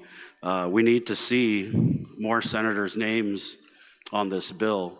Although the resolution passed unanimously across the hall, there was some interesting comments from some of my colleagues, and although they may have voted in support of the resolution, I wasn't entirely convinced because I think that in some ways, unfortunately, this is a highly partisan issue. You know, this is an issue that's being pushed by the president, President Trump, and as we know, there are a lot of members in this body who are very beholden to the party and President Trump, and I just think, you know, sooner or later they're gonna have to pick a side, and I hope they pick the side of the people of Guam, and I hope that they also use their connections to reach into our nation's capital and to tell the president and his associates that we do not consent and we don't want this to move any further forward. And I think that we should demand our leaders tell us exactly how they feel on the record and not allow them to continue to hide their stance in silence. So thank you, Mr. Chair, for the opportunity to speak on this measure, and happy Easter to everyone if I don't see you again. Sidos Masi. Thank you, Senator Barnett, for your comments. Senator Perez, you're recognized, ma'am. Thank you, Chair Ada, for the opportunity, and thank you to the public of the panel here today for your testimony. I agree that it's very well said, better than I can. And I just, you know, when we're up against a huge problem like this, I think it's important to reach out to our allies outside of Guam, in addition to within the Mariana Islands. And so I think this is where we can, I think, effectively put a stop to this. I'm very hopeful for that. And so one of the things that, so you mentioned Senator Carlotto regarding, they were very interested about the, you know, the deep coastal zone, possibly, Coastal Zone Management Act. And I think maybe perhaps there's also the National Trench Marine Monument. Maybe if you could, is there any correlation with what their concerns are in regards to that? And considering also, maybe it's a two-part question, has the administration looked into all the executive orders that have gutted NEPA? And so what is left for us to really kind of latch on to address this? I think Chelsea could probably talk more about the trench. What we are looking at, my office, we're looking at executive orders, presidential executive orders. We're pulling those up, taking a look at the language. We're also looking at what other states are doing. Alaska got issued an RFI by BOEM for critical mining in Alaska waters. Virginia got an RFI for heavy mineral sand off of Virginia. So we're like alerted to that, like, oh my goodness, we got to start paying attention to that. So we're looking, so there's a tremendous amount of trying to see who's getting into the courts, who's issued, who's got pending legislation. So we're looking to see what we can find, and we're looking at executive orders as well. We're looking at congressional events coming up, testimony in front of congressional members of Congress. Congressman Moylan was very helpful just recently on his testimony at a Natural Resources and Energy Subcommittee, and he really grilled one of these companies and made them admit that the research that they had, or highlighted that the research that they had submitted had been faulted under peer review. And so he was very pointed and I was very pleased to see him carrying that on in DC, in Congress. And so we've asked him to also help us look at what the Florida delegation is doing. The Florida delegation has been able to hold off outer continental shelf oil drilling for oil. So they've been successful. Different states have been successful in getting themselves taken off the BOEM list. So we're trying to figure out, how did you get yourself taken off the BOEM list? And it turns out it was like either DOD supporting it because they had conflicting training, military training, or that they had a personal relationship with President Trump and were able to get themselves off the list. But we are following everything that we can to try to find anything at all that we can add ourselves onto. Okay, thank you for that. Thank you, Senator Perez. Yes. With regard to the Mariana Trench Marine National Monument, I had asked that question during our Fisheries Council meeting as well, and their response is that they're not going into the monument, and they don't really respond to questions about the fact that they're just bordering the monument. And it was revealed during our council meeting that NIMS, which is NOAA's Pacific Island Regional Office National Marine Fisheries Service, that houses the Protected Resources Division, had completed a biological opinion of the CNMI EEZ for BOEM, but it's still in draft form. And so I commented that that's the fastest biological opinion they've ever conducted, because historically and raised by the council, their biological opinions often take years to complete, but in a matter of months, they completed this one for 35.5 million miles, at least for the initial sizing for BOEM. And that we have to request to review that draft opinion from BOEM, that the NIMS cannot release that yet. They tried to provide reassurances that they still have to go through the environmental impact statement, but I mean, you know, we put little faith in what that's going to look like if they concluded a biological opinion in a matter of months, which is just, to say it's unprecedented is even an understatement. Okay, and in regards to well migration, I know this came up during the MIT testimony or public scoping comments, and so there are humpback whales that come to the Marianas from Russia, right? I think they come here, they give birth, they go up and they feed in Russia area. So, you know, what is the baseline for that? I mean, here, do we have a baseline? Because I think this is one of the issues that we can bring to light about how deep sea mining could really impact whale migration here. I don't know that we have an established baseline, but we do have our recorded sightings that we have on record, but that generally stems from when people or members of the community report that to our agency, and the same for CNMI. But I know that NOAA has some published reports on that. I think our biologist, Brent Tibbetts, would better be able to answer that. But I did reference NOAA's published brief reports in our initial statements for the BOEM when we had the public comments that we submitted. So I can reference that for you and send that to you. I can add to that, Senator, in what I found when I was looking at the documents for the comment period that we're on for the MIT. In the documents, some of the NOAA reports that Chelsea just referenced, I read a bunch of those reports, and those reports are a result of Guam asking for more studies and more reports when the MIT was first being negotiated. So we asked and we pushed for those studies. So these studies have now come out like 5-some years later. And what they're finding, what they're saying is that in the area that they're gonna do the MIT, where they're gonna do all the training and testing, they found that there's more whales in that area than they thought before, and more different kinds of whales in that area. So the problem that they have is there's more whales, this is their studies, there's more whales, and in this area, they want to do more training and more testing in the same footprint. So that's what is in the comment period. That's what the government of Guam agencies, that's the situation. The same footprint, more training, more testing, more whales than they knew. So that's gonna force more mitigation. We're very, very concerned about that. So you'll find that in these reports. Which reports are these? I found them on the website, okay. On the website, and they were EIS documents for the MIT.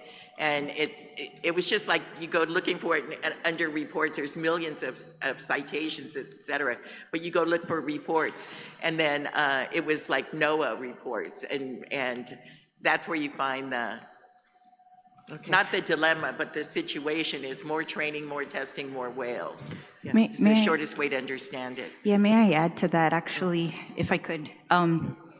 It's a 10-fold increase in air activities, explosions, and sonar, a 10-fold increase of what is happening now.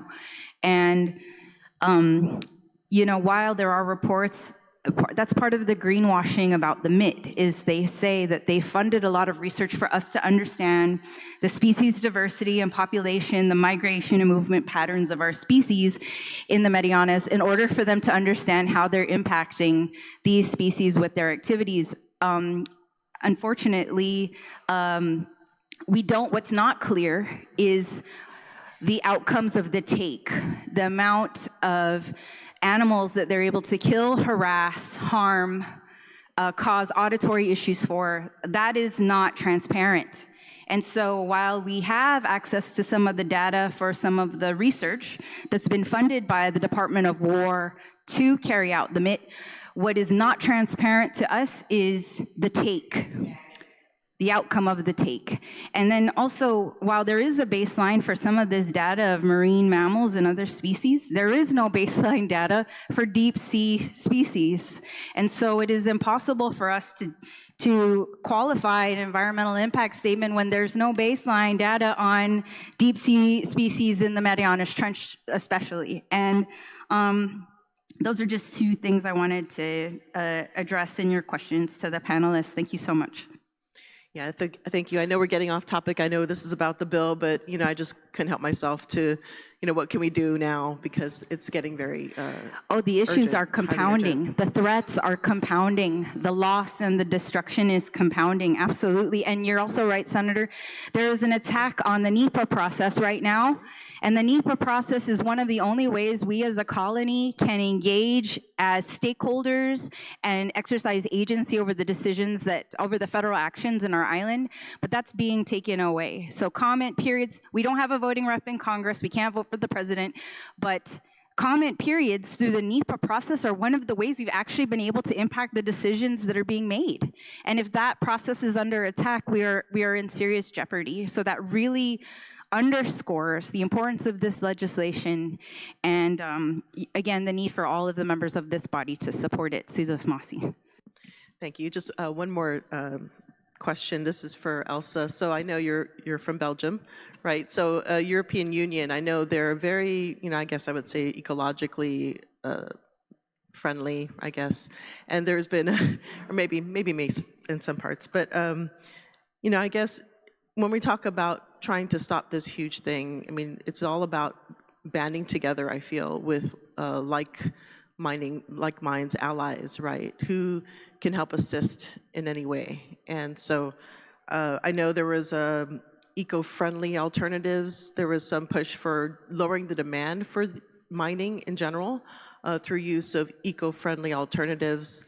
There was sourcing, eco-friendly sourcing of these minerals, right? And perhaps it's also really an opportunity because, you know, we're from an island that has a long history, and it's not. It's because we were able to adapt, and this is just I see as another opportunity to adapt even further. And so one way we can adapt is to develop technologies that basically take away the need for these things. And so obviously there's zero waste opportunities if we can just reuse these items that we are looking through mining processes. So I think we really need to step up these other technologies, because I think also what's at stake here is what the demand, what's driving demand. Before it was electric vehicles and all that, but now it's also AI, right? So this is something that we, I like to think holistically about these things. If we can, reduce demand, reduce the challenge, we can affect the challenge by reducing demand. And so that's something I just wanted to put on the record, in addition to, of course, supporting this bill for sure. And I also see other potential actions, which I would like to maybe discuss further with you all, and trying to get a handle on this, because we really need to put a stop to this. So thank you, Mr. Chair, and thank you. I'm glad I'm a co-sponsor of this bill. Thank you. Thank you, Senator Perez. I'm going to go ahead and go back to the sponsor of the legislation for her closing remarks. No question? No. Okay. Yes, again, thank you to all of you. Very useful recommendations. I want to thank Senator Perez for years ago trying to lead us in our unified opposition against deep sea mining. And in that time, I think we were all unified, but really hopeful and thinking this is far away from us. This is not going to be in our backyard. And now we see that we are. Sure. Yes, I think there's someone else here. Sorry, Senator Terlaje, I think there's another individual that wanted to give testimony. Did you want to give the testimony?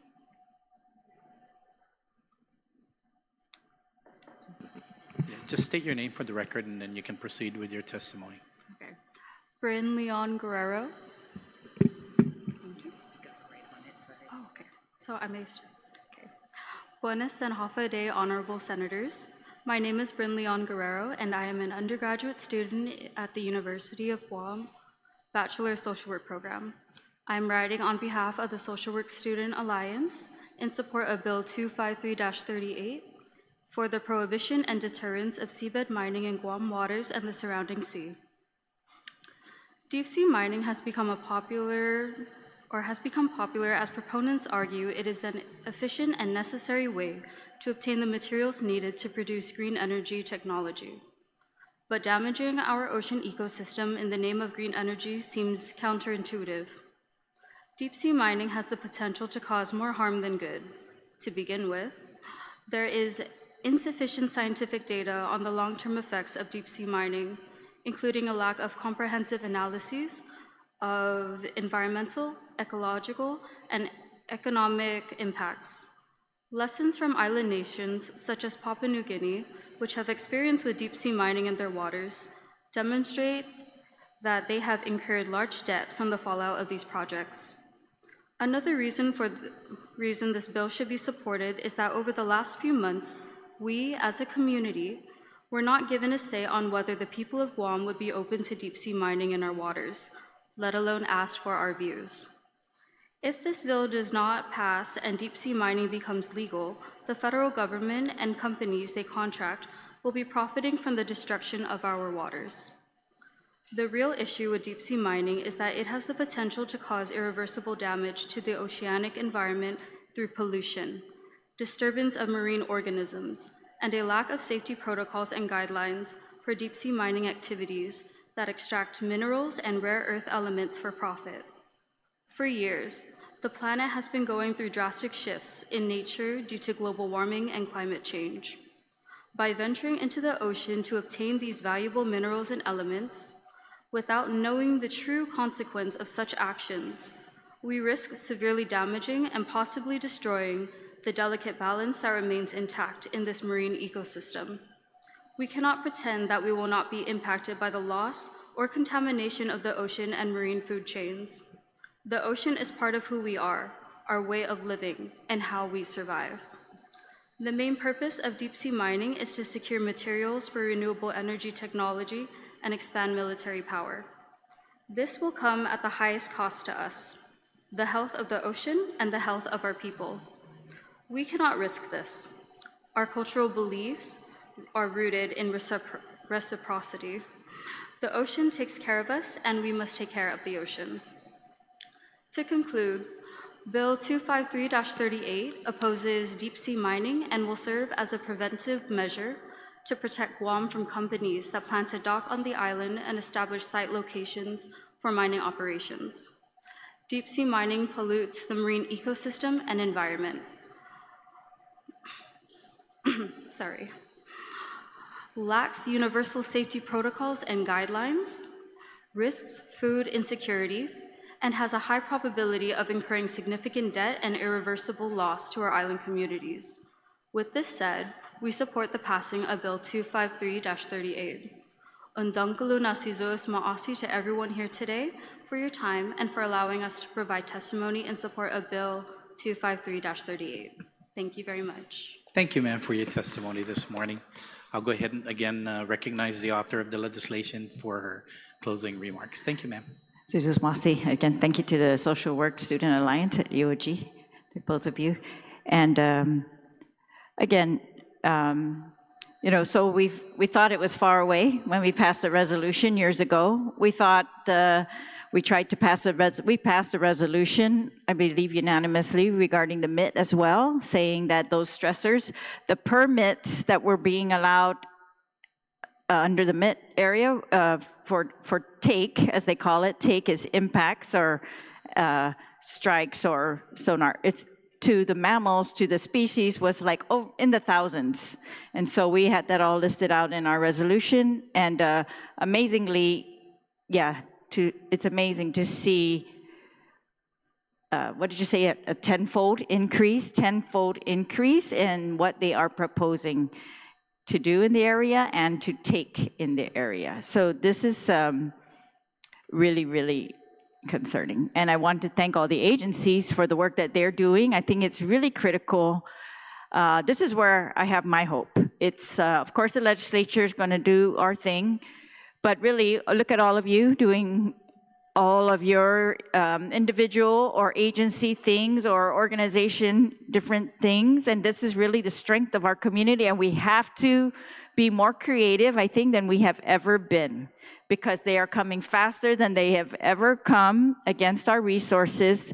They are not proposing a single dime to come to us from this, but they are very clearly, we have seen from the scientists and everybody involved, and other countries, the potential harm to our economy, to our health, to our ability to in any way sustain ourselves, especially now with global things also impacting us.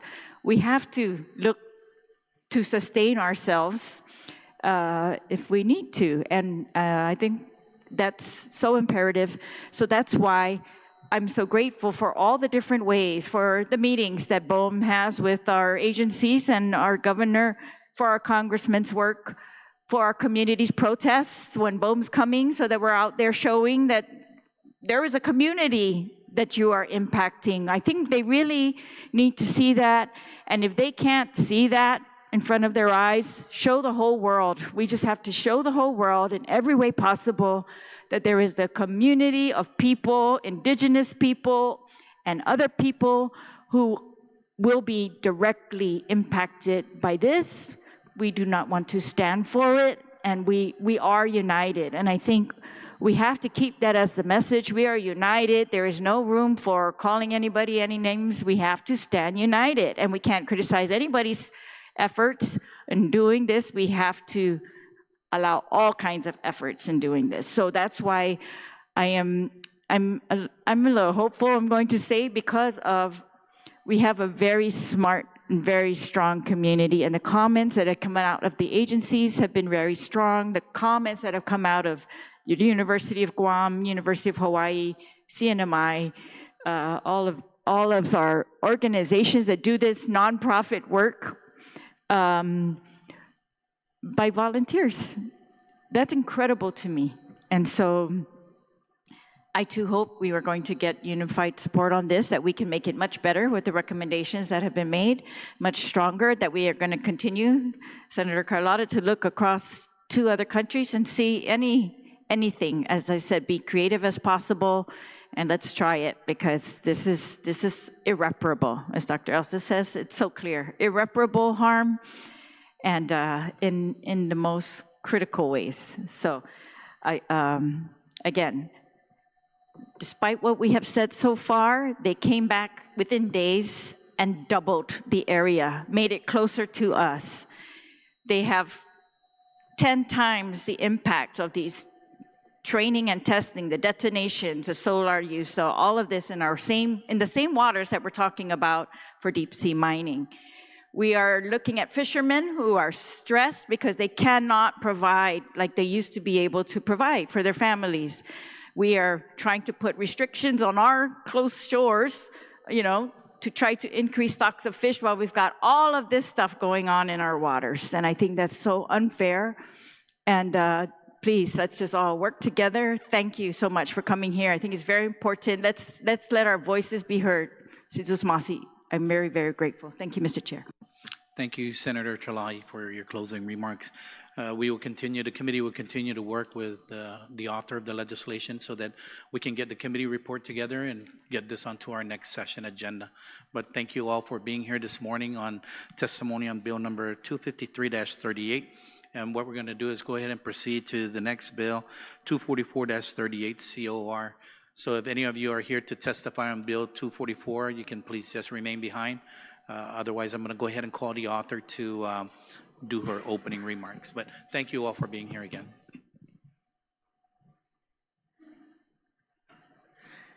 Senator Perez, you're recognized on bill 244-38 COR. Situs Masi, just want to thank you, Chairman Atta, for holding this public hearing for bill 244-38, especially as we enter the month of April, which is also Earth Month, a time dedicated to raising environmental awareness and deepening our collective responsibility to protect our planet.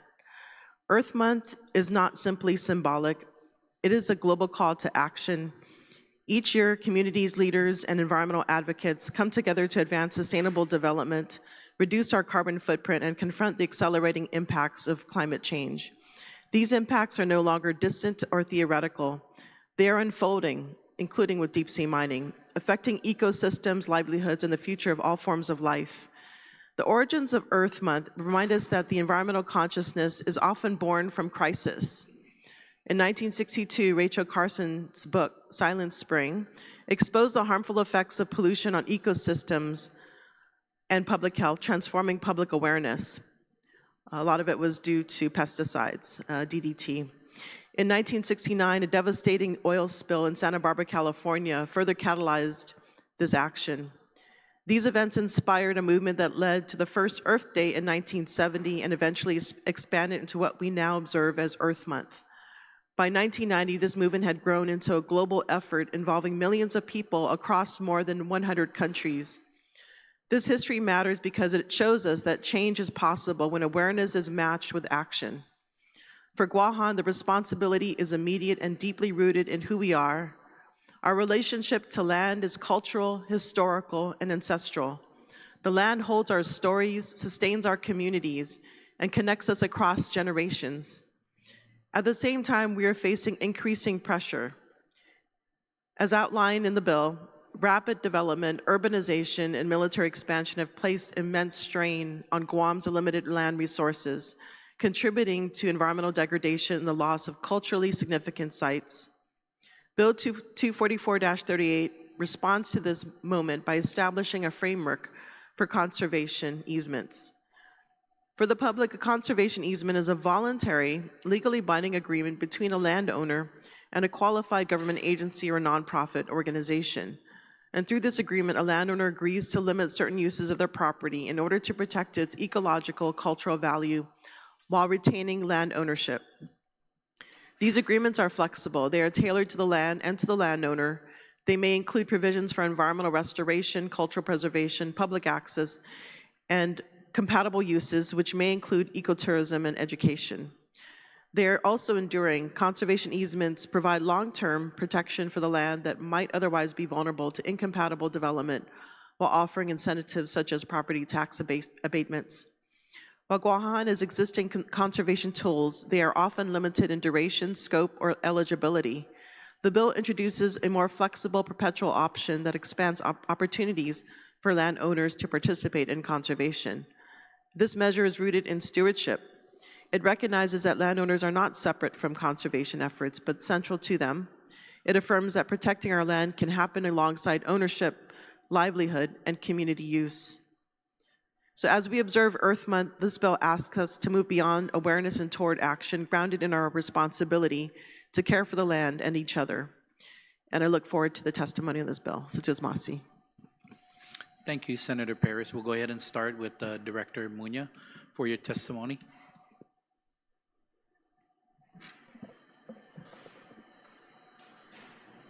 Hafide, thank you again, Vice Speaker and committee members, for the opportunity to provide testimony on Bill 244-38. My name is Chelsea Muña from the Department of Agriculture.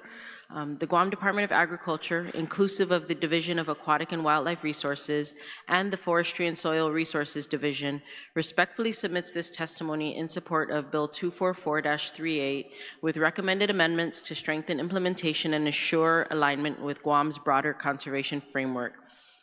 Department of Ag commends Senator Sabina Flores Perez, Senator Chris Barnett, Senator Tina Rose Muñoz Barnes, and this committee for advancing this legislation. The conservation of Guam's ecologically and culturally significant lands is a matter of deep institutional and public concern.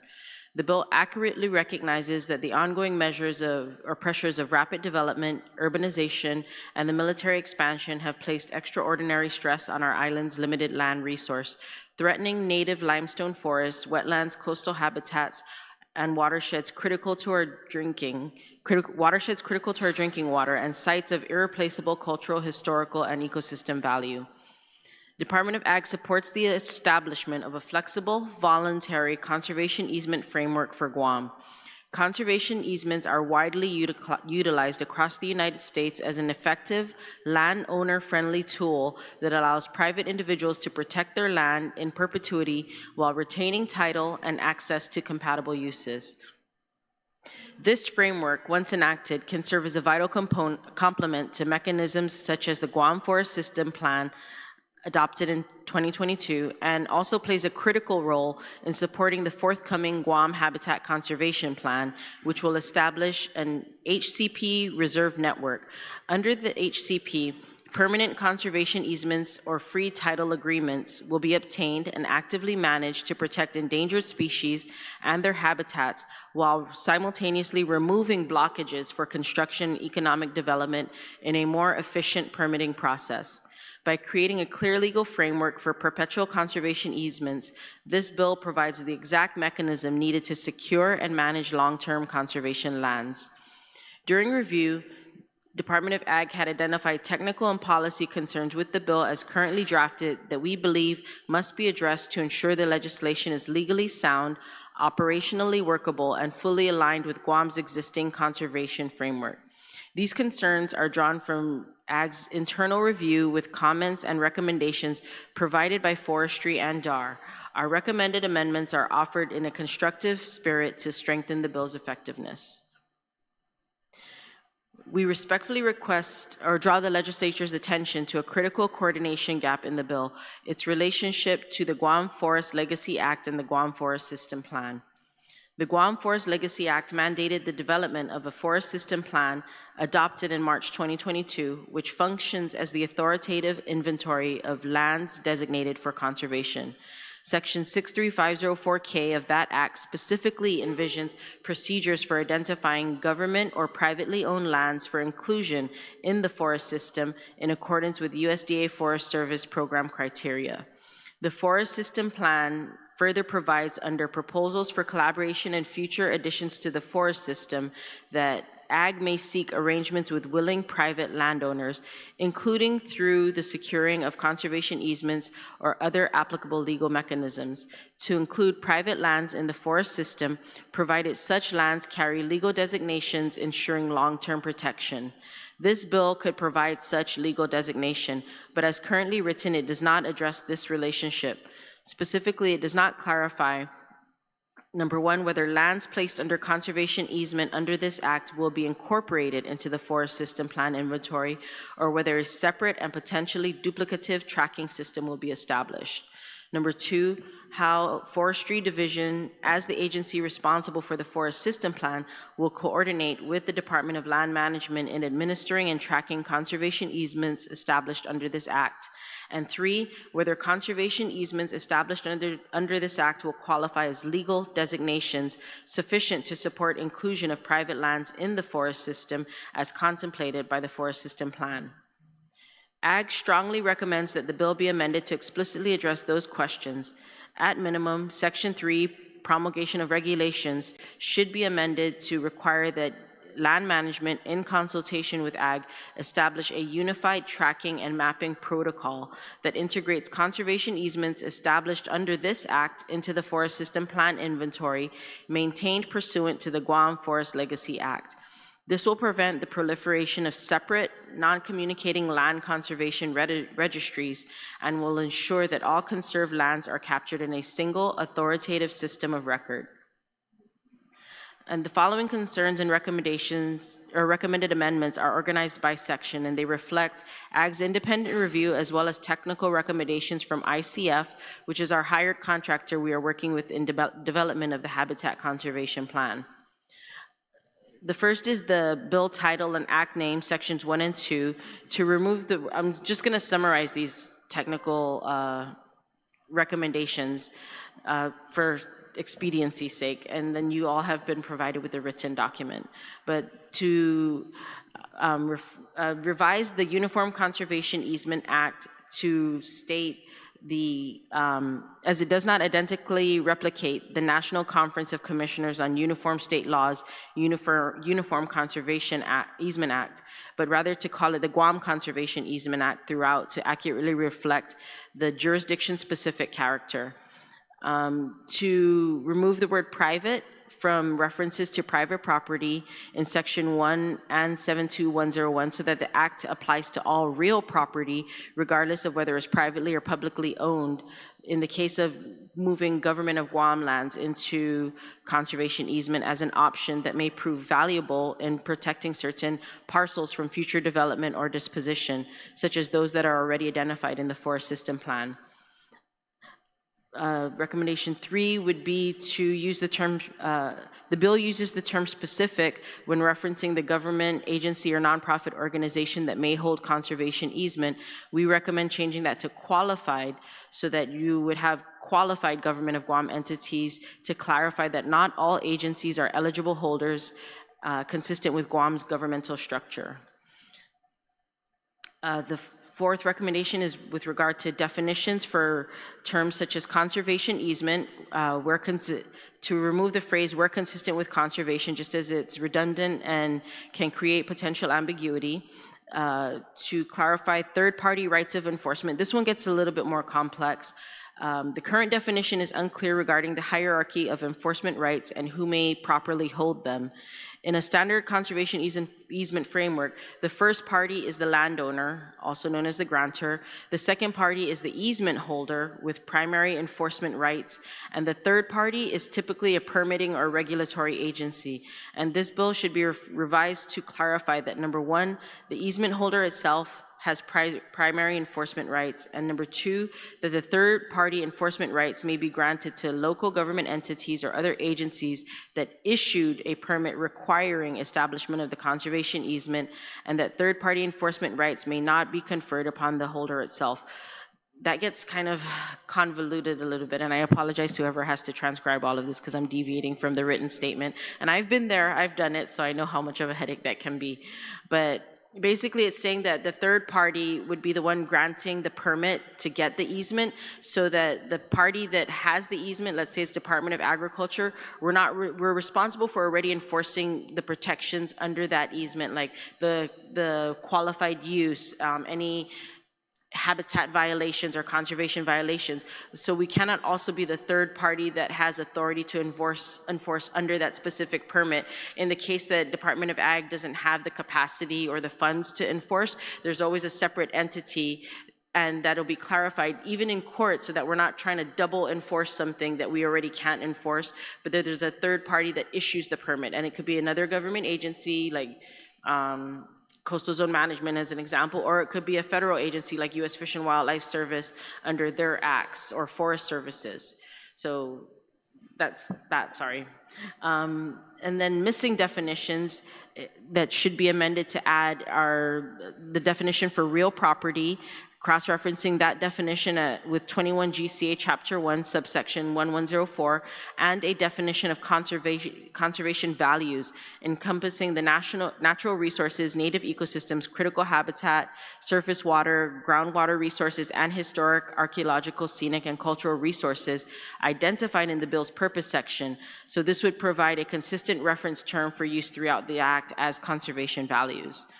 Ecotourism definition is currently embedded in subsection 72103F5 rather than in the definition section. So we recommend moving it to the definition section for consistency and accessibility. And also, the current definition prohibits any intrusive effect on the property, which is a standard that may be unworkable in practice, as we consider that even a responsible visitor may have some point of minor footprint, or the Department of Agriculture, in engaging in some of the conservation work, may have a minor footprint. So we recommend amending the definition of ecotourism to nature-based, low-impact visitor activities conducted within or adjacent to a conservation easement area that A, are primarily motivated by the observation, appreciation, and education of natural environments, native ecosystems, or associated cultural heritage. B, are managed to minimize adverse effects on the conservation values of the property.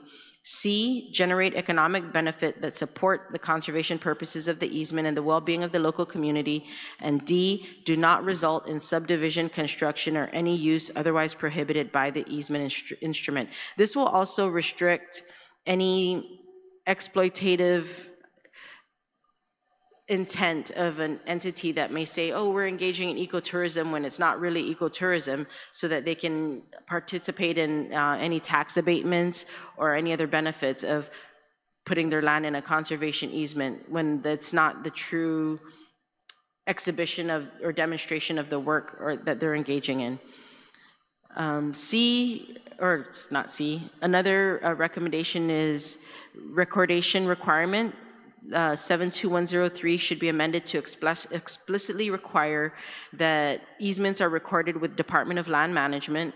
It's implied already in the bill, but it's not specifically stated, so it could create potential ambiguity regarding the legal effect of easements that are executed but not formally recorded.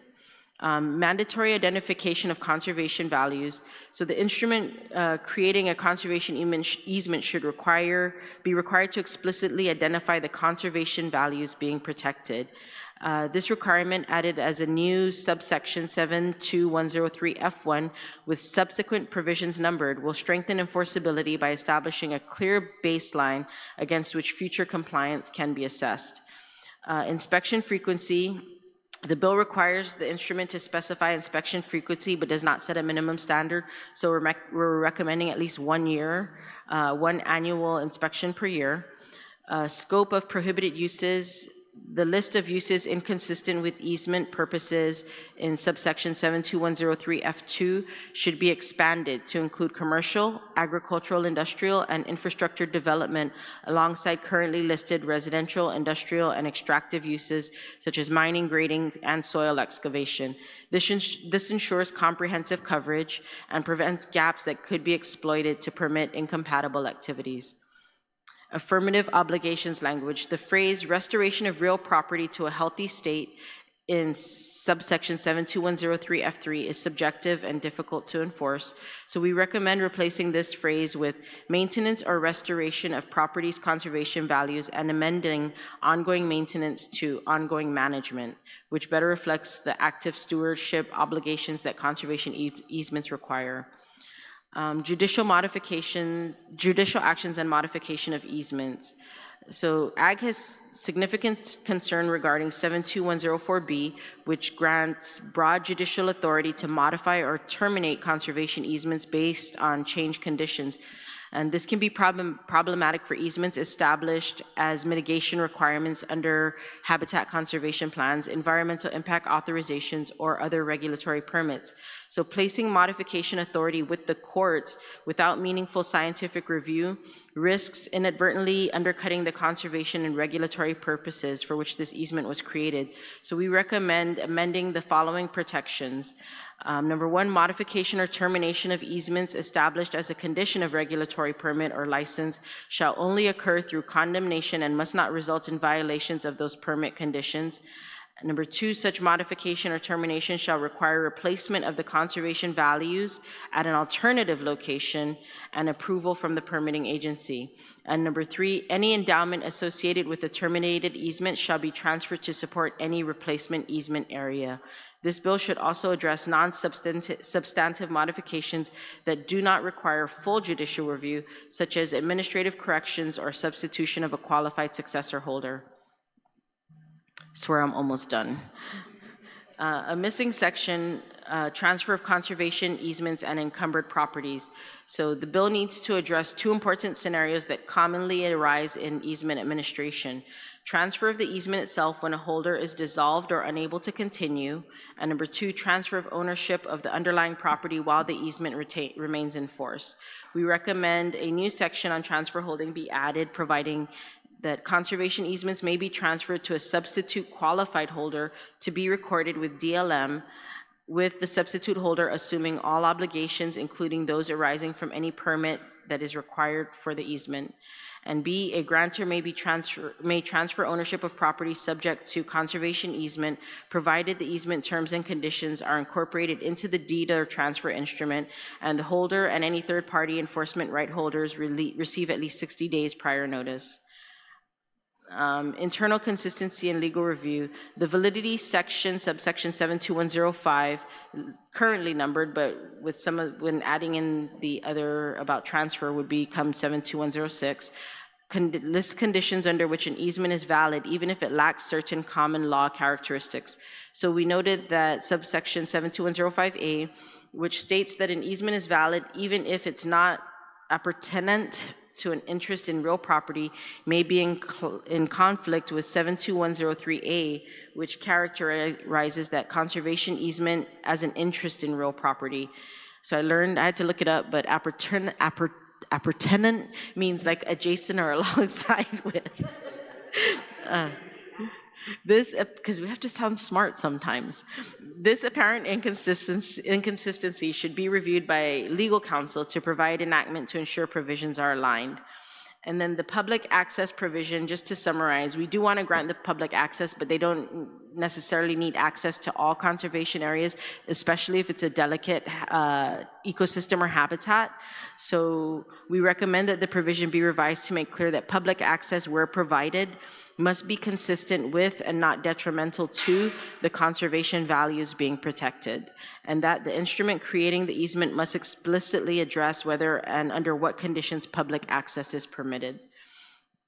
Observation of tax abatement provision, we recommend that implementing regulations address the process for assessing the value of the concerned interest to ensure the abatement is proportionate and auditable. But in conclusion, we strongly support the passage of Bill 244-38 with consideration for the amendments described above. Conservation easements represent a meaningful and proven mechanism to protect the lands that our community depends on for clean water, native biodiversity, cultural heritage, and the health of our ocean and terrestrial ecosystems.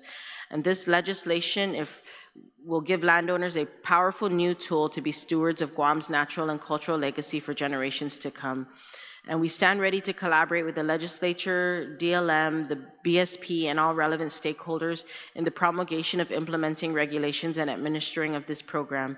And we are committed to ensuring that Guam's conservation easement framework is technically sound, legally defensible, administratively coherent, and aligned with our obligations under the Guam Forest Legacy Act and our federal conservation partnerships. We respectfully urge the committee to consider our recommended amendments and to advance this legislation necessary to ensure its long-term effectiveness. Sidus Masi. Thank you, Director Muña, for your testimony this morning. Dr. Elsie, you can go ahead and proceed with your testimony, ma'am. If you can turn on your microphone and then don't forget to Yes. introduce yourself. Hafade, Honorable Vice Speaker and Senators. My name is Elsa de Molenare, and I respectfully submit testimony in strong support of Bill number 244-38, which seeks to establish a Guam-specific Conservation Easement Act.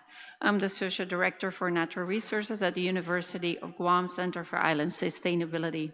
In this capacity, I assist with the development of the Guam Habitat Conservation Plan together with Department of Agriculture and the consultancy ICF. My testimony, however, reflects my views and the ones discussed with my partners I work with and are not necessarily the ones of the university.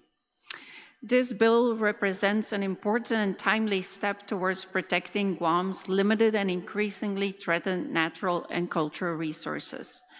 As outlined in the legislative findings, our island continues to experience intense pressure from development, land fragmentation, and competing land uses.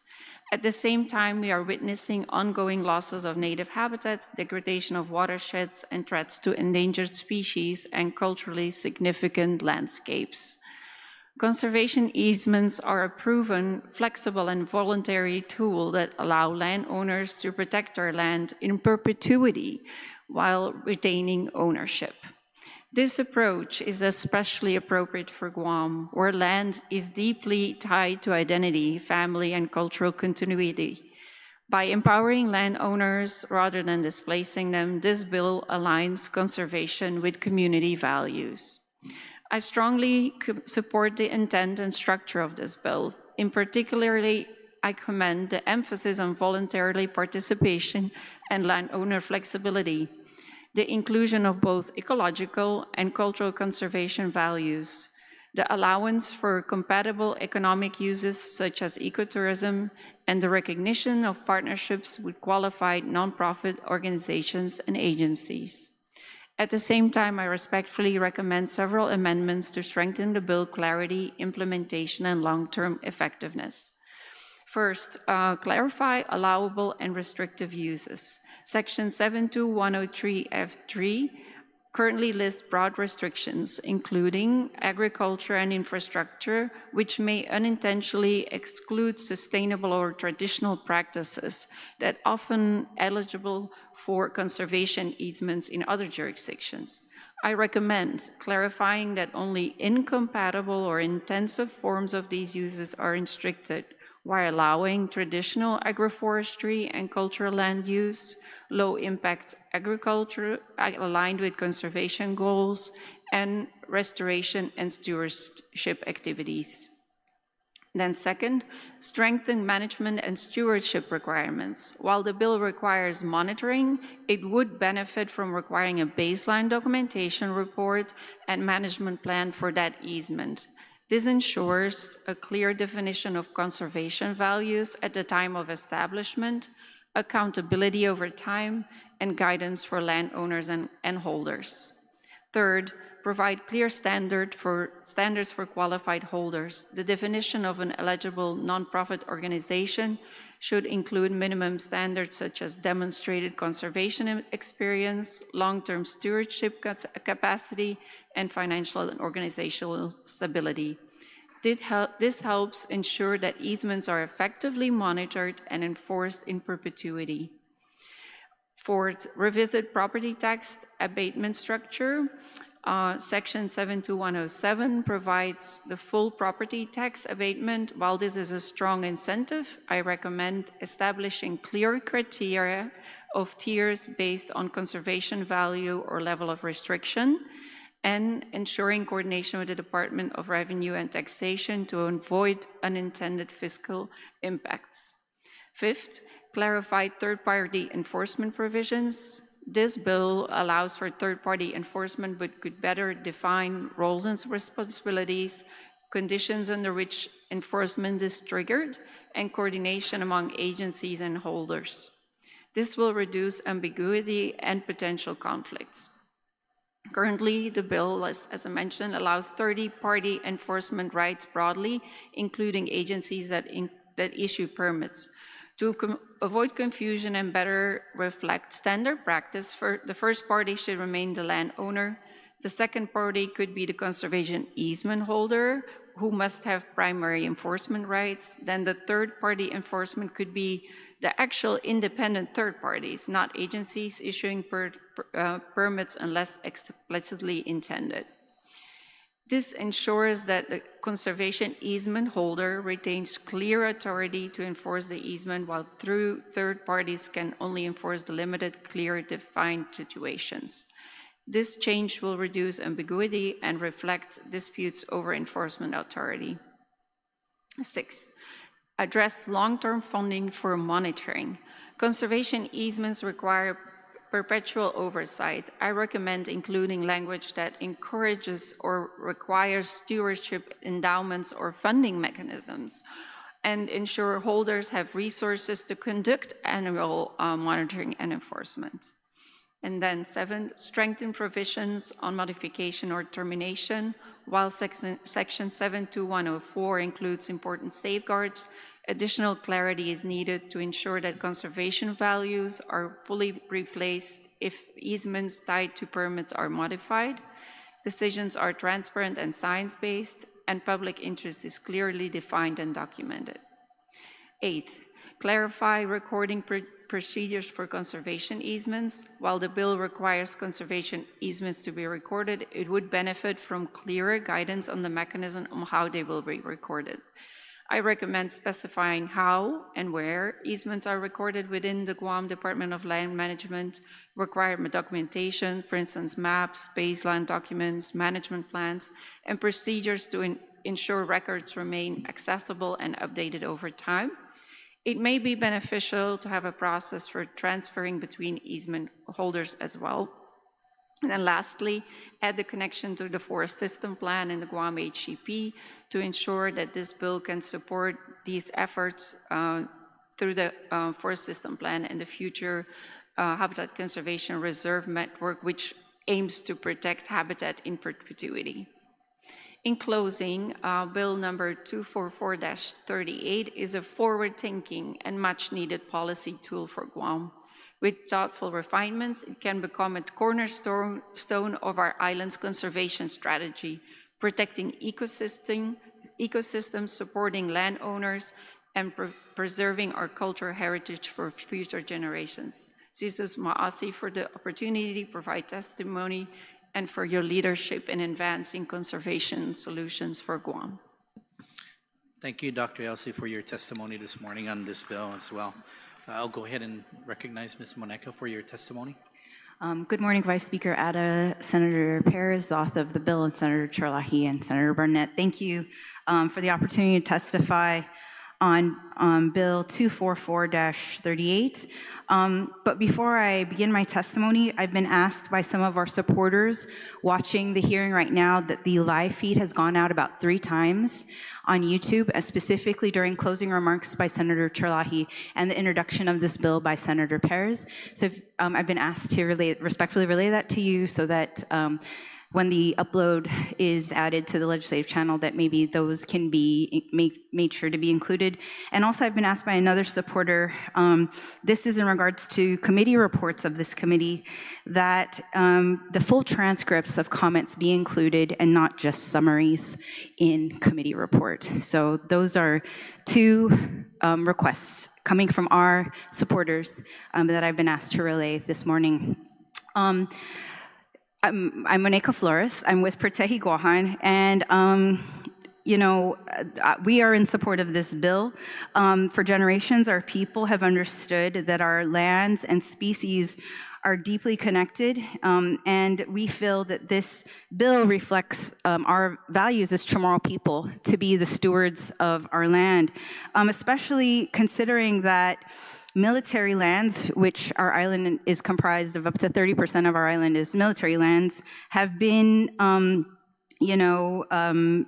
they've sort of been exempt from certain protections, right? And from things like critical habitat protections.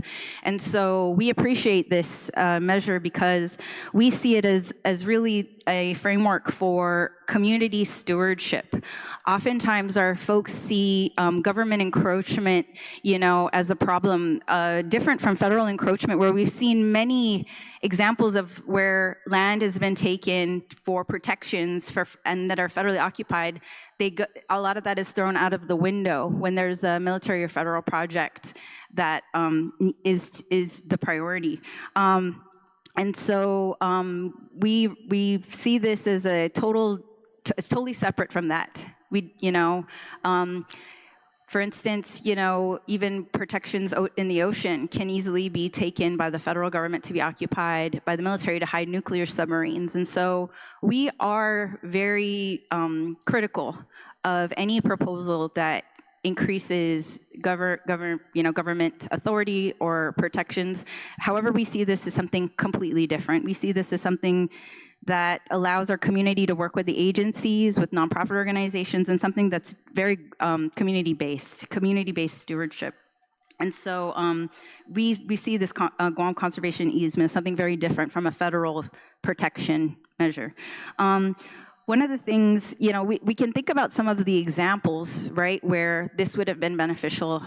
There are so many examples where this could have been beneficial. And some of the ways we've seen this is like CLTC properties, for instance. If we had this easement for protection, perhaps we wouldn't have the Guam Power Authority at Fidian. Fidian could have been something that was considered protected by this easement as both a culturally significant site as well as a biologically significant site.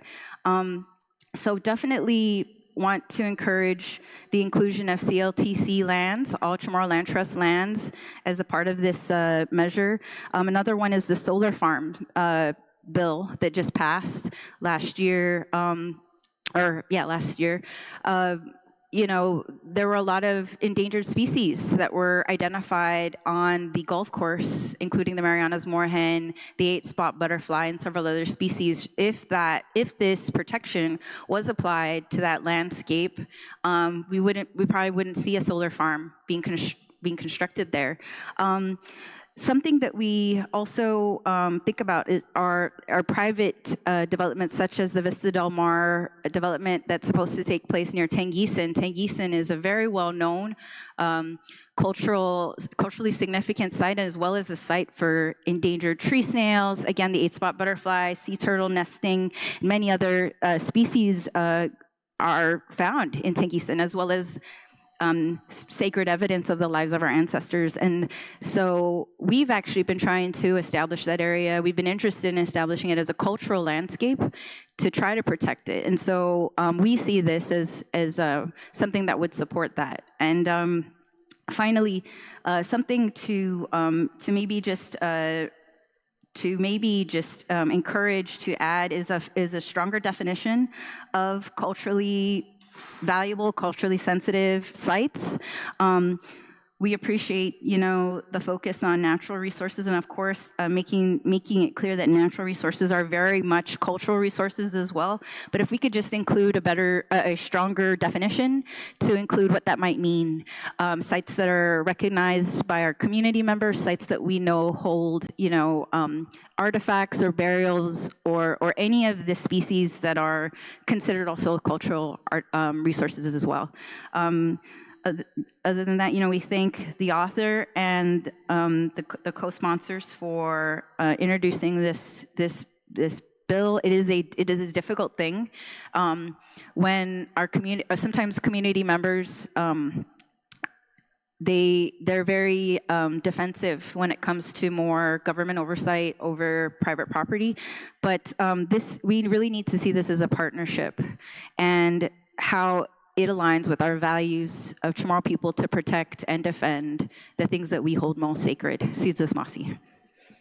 Thank you, Ms. Monaco, for your testimony this morning. I'm going to go ahead and start with the author of the legislation for her questions or comments. Senator Perez? Yes, thank you, Mr. Chairman Atta. Thank you. I appreciate all the comments. I'm definitely going to do another rework of the bill. And prior to this public hearing, I was also concerned about of course, the impacts to, as far as the tax abatements. That's what came up in my mind. And some of the things I was thinking of is maybe we need to sit down and identify which lands do you think really should qualify so it could help mitigate that loss. I do appreciate the comments about having tiers of, perhaps tax abatements to match what the conservation value is. So yeah, I'm really open to all the suggestions. I think they were really great. It makes the bill a lot stronger, but also perhaps because we're a small island, maybe we may need to limit the areas that that can get these easements, right, to get the tax abatements. So that's one thing I look forward to, is working further with the bill, and I hope we can meet in regards to either a markup or focus groups to discuss these really prime properties that need protection. So just the questions that I have, I think it's great to see that both Director Chelsea as well as Elsa, you kind of overlap in some of your concerns and suggestions. I'm sure you worked independently from each other, yeah. So in regards to, the enforcement and then permitter, do you think it's wise to identify which agencies are the enforcer, so that might provide more clarity? I think that would vary depending on which properties go up for easement and the intent of the property owner. I'm sure on some level ag would be included, but I think that would still be dependent on each unique easement as it's drawn up, because it wouldn't be a blanket easement for every property. I think the easements would vary. Okay, and then Elsa, you mentioned that the perimeter, so I think you stated the landowner is the primary party, and then the easement holder is the enforcer, and the third party is the perimeter. Did I get that correct? Okay, so yes. I guess there's a little conflict here with regards to testimony. Maybe if you can help me, I guess resolve the differences, if there's a way. Yes. You want the comments you're saying? Yeah, so, yes. Yeah, I guess perhaps, or are we just leaving it up to the agreement that's drawn up by the landowner? Right. Yeah, okay. Indeed. So just leave it, it's better to leave it flexible. Yes, I think so. Okay. Because it will really vary depending on the landowner, and we really want maybe that flexibility there. Okay. Okay. Sorry, Senator Perez. I was sent a note, and this did slip my mind, that this framework will also allow for opportunities for monetary compensation for landowners depending on which program we utilize to establish a conservation easement. And this, before this bill, we had already, I think, at least 2 different opportunities for the Department of Agriculture to enter into a partnership with a private landowner for easement of their property, but we didn't have the framework, so this sets that up for us. But what this also does is provides an opportunity for funding mechanisms to compensate the landowner for them putting their property into easement, so in addition to the tax abatement. So that can be a consideration for the value of the abatement as well as how much compensation they're receiving for that easement. And so you're saying that perhaps the tax abatement can be offset, or the compensation can offset The tax abatement. tax abatement? Yes. Okay, gotcha. And potentially also the management of the area too, because that is oftentimes underestimated. If you want to conserve the area and manage endangered species, for instance, and monitor them, that's also something we need to keep in mind. Okay. I know one of the things with conservation is habitat fragmentation. So I mean, I'm hoping that that could be addressed in the regulations, or should that be included in the bill as one of the criteria for, I guess, conservation values? Or avoiding it, I should say. You're saying if the property reduces or avoids fragmentation? Sure, I think we could define the conservation values as whatever is significant or important to the community, and that would certainly be one of them. Okay. Yeah, I think it's really important these easements can function in different ways. It could be small islands where habitat is protected, which is surely needed, but it can also be a corridor to, like for instance, the habitat conservation plan we're working on. We're planning on a reserve network for Guam that's also protected in perpetuity. So we're talking about the same restrictions on those, right, in perpetuity, right, to protect it. So I think those easements would be really key to potentially make the connections needed for that reserve network. So I noticed also the difference in the testimony provided. One was like prohibited acts would be agriculture, but I know in Elsa's testimony, did I get that correct? I'm sorry, Director? I'm just trying to hear. So yeah, just basically, I just, if I can recall your testimony, Director, that one of the prohibited acts is it agriculture or commercial agriculture? Industrial agriculture. Industrial agriculture. Yeah. Any other types of agriculture, or just specifically that? It was essentially that. Okay. So then there's no conflict between what Dr. So said? I specifically said traditional agroforestry and cultural land use, which is not just, could be healers taking medicine as well. So she wasn't saying prohibitive. Yeah, and I said low impact of agriculture aligned with conservation goals. So more. Yeah. Okay. Specifically, and but regenerative agriculture would be very different from industrial agriculture. Mm-hmm. Okay. Yeah, or the use of pesticides, intensive pesticides and things like that. Okay, thank you. Yeah, so those are, I think all those recommendations are, I think we're going to include in the bill. So I do appreciate the strengthening of it. So yeah, I guess I would look forward to having a hearing, or at least working on the bill together further. May I also add that when we look at the forest system plan and the habitat conservation plan, the properties are not separate and apart. What is most likely to be the case is that forest properties identified within the forest system plan will be utilized for the habitat conservation plan. So we're not doing a conservation grab all around the island. And this easement allows for private property owners to be engaged in that same process if that's so their choice. Based on the fact that it's voluntary. So I just want to assure any concerns or allay any concerns that, this is like a huge conservation land grab by agriculture and UOG, but it's really the properties that we're talking about, at least within the government inventory, are the same. Okay, yeah, actually that brought to mind another question, because I know the bill was specifically for private properties, not government properties. Well, that was one of our recommendations, that we remove the word private and just define it more so as real property, so that if we do want to put a government parcel into conservation easement, that's available as an option. Okay, okay. And then regards to, I'm always concerned about any kind of easements being used as Department of Defense mitigation projects. So how can we strengthen the bill to make sure that we're not falling into that category?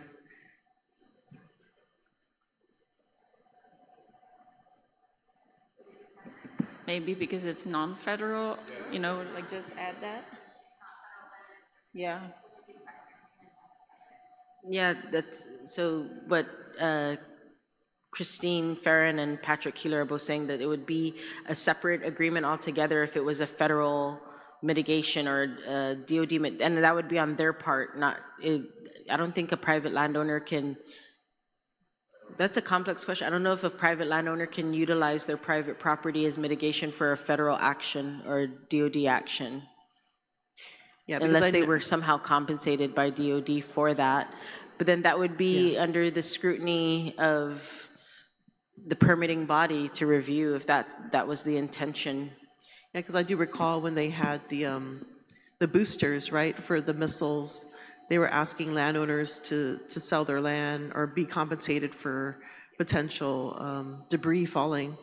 And so, yeah, just I think, you know, and I'm cognizant of that and just want to make sure that we're not, you know, unintendedly falling into that trap. So one way you could address... Sir? Oh, hi, I'm Patrick Keeler. I'm with the Guam Sentinel Landscape Program. And then for you, Senator Perez, to allay one of your concerns for that, if you specifically list the agencies that you'll be working with, like let's say USDA or U.S. Fish and Wildlife Service, et cetera, that may be one way that you can make it so that DOD is not a part of this easement program that you're talking about. However, I would suggest, because some of the money that we'll be working with may come through DOD, like their REPI program, maybe make sure to include them as well. But that's just one way that you could go about it. Just have or a measure that you write in where you're saying the DOD cannot use this as a mitigation. Yeah, that'd be the best way to do it. Just directly address it. Okay, I appreciate that. I think those are my questions for now. Yeah, thank you.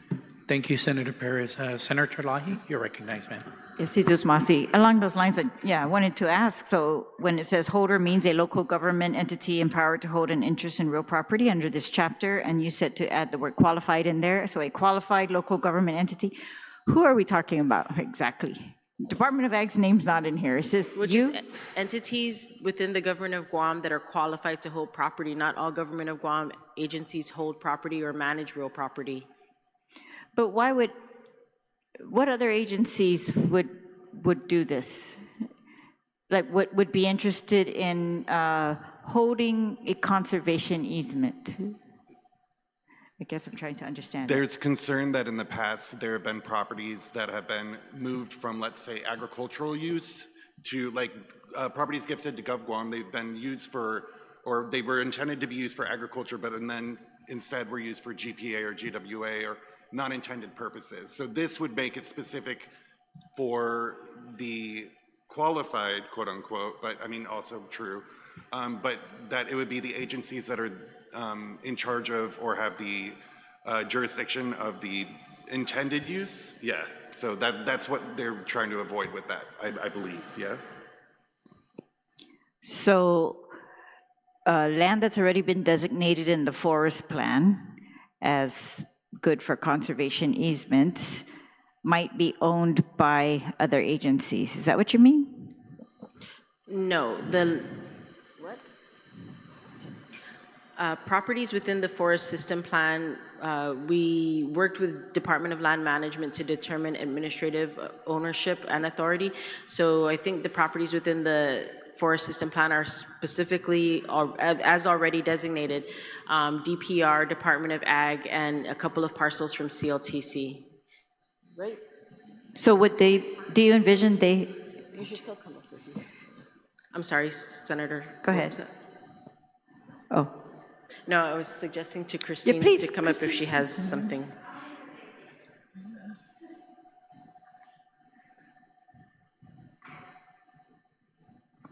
Forest Chief. Please state your name. Please state your name. Hafide, Christine Camacho Fajaran, your Forestry and Soil Resources Division Chief for your Guam Department of Agriculture. Who are the holders that we envision? Which local government entities? Oh, I got the big one. For the forest system plan, we have, so other landowners, like the properties that are included are, let's say we have GWA. We do have lands that were designated under Department of Parks and Recreation. Like Koto Conservation Area is an example with GWA had been listed under there at some point. And we've been managing those properties for years for reforestation projects to protect said water resources. Now, if we were to come up or update our forest management plan for coastal conservation area, yes, we have administrative authority based off of the forest system plan, but we would still have to confer with DPR and GWA in the management of those resources, because they're still named. This has been a confusing factor that I think we still need to clarify. Although under the forest system plan, we have administrative authority, we're not the only authority. Okay. And who determines the conservation value? Like, who's determining that this property should be entitled to fit under this program? Is that Department of Ag? I think this would, that's what one of the recommendations we were making, is that we establish what conservation values are in the bill so that it's clear from the beginning. All right. Or, yes, I agree then with that, and that we say that they will be established by the Department of Ag on an ongoing basis, because that might change, right? Correct. Things could change based on our reforestation projects for over 40, 50 years. We have altered a degraded landscape, and we've restored habitat, and species are returning or increasing in number. And therefore, the monitoring protocols will need to be implemented for said species, and those species list will increase and management practices will adapt. So your management plans are evolving, adaptive documents. They live with and alongside those resources. As best management practices are identified, we apply that to the landscape, and we need to have the flexibility to pivot as necessary, because threats are constantly impacting our resources. Private sector, like private lands, about 50% of Guam. So when we're talking about government lands, we're talking about a 20%, and I'm approximating here, 20% of land ownership is government of Guam, which means the parcels we're working on are right up against all those federal lands and private lands.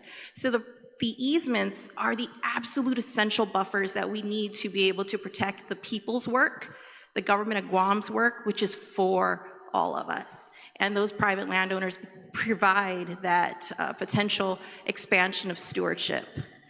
Thank you. Dr. Elsa, did you want to add to that? Yeah, there's also maps available for the whole of Guam on what if it's a limestone forest, if it's a pinnacle limestone forest, so the quality could be seen on a map. But then, of course, when you go into the property, you can look more, and that's why I also said, like Christine is mentioning, we need management plans, we need monitoring plans to see how these properties evolve. Determined by who?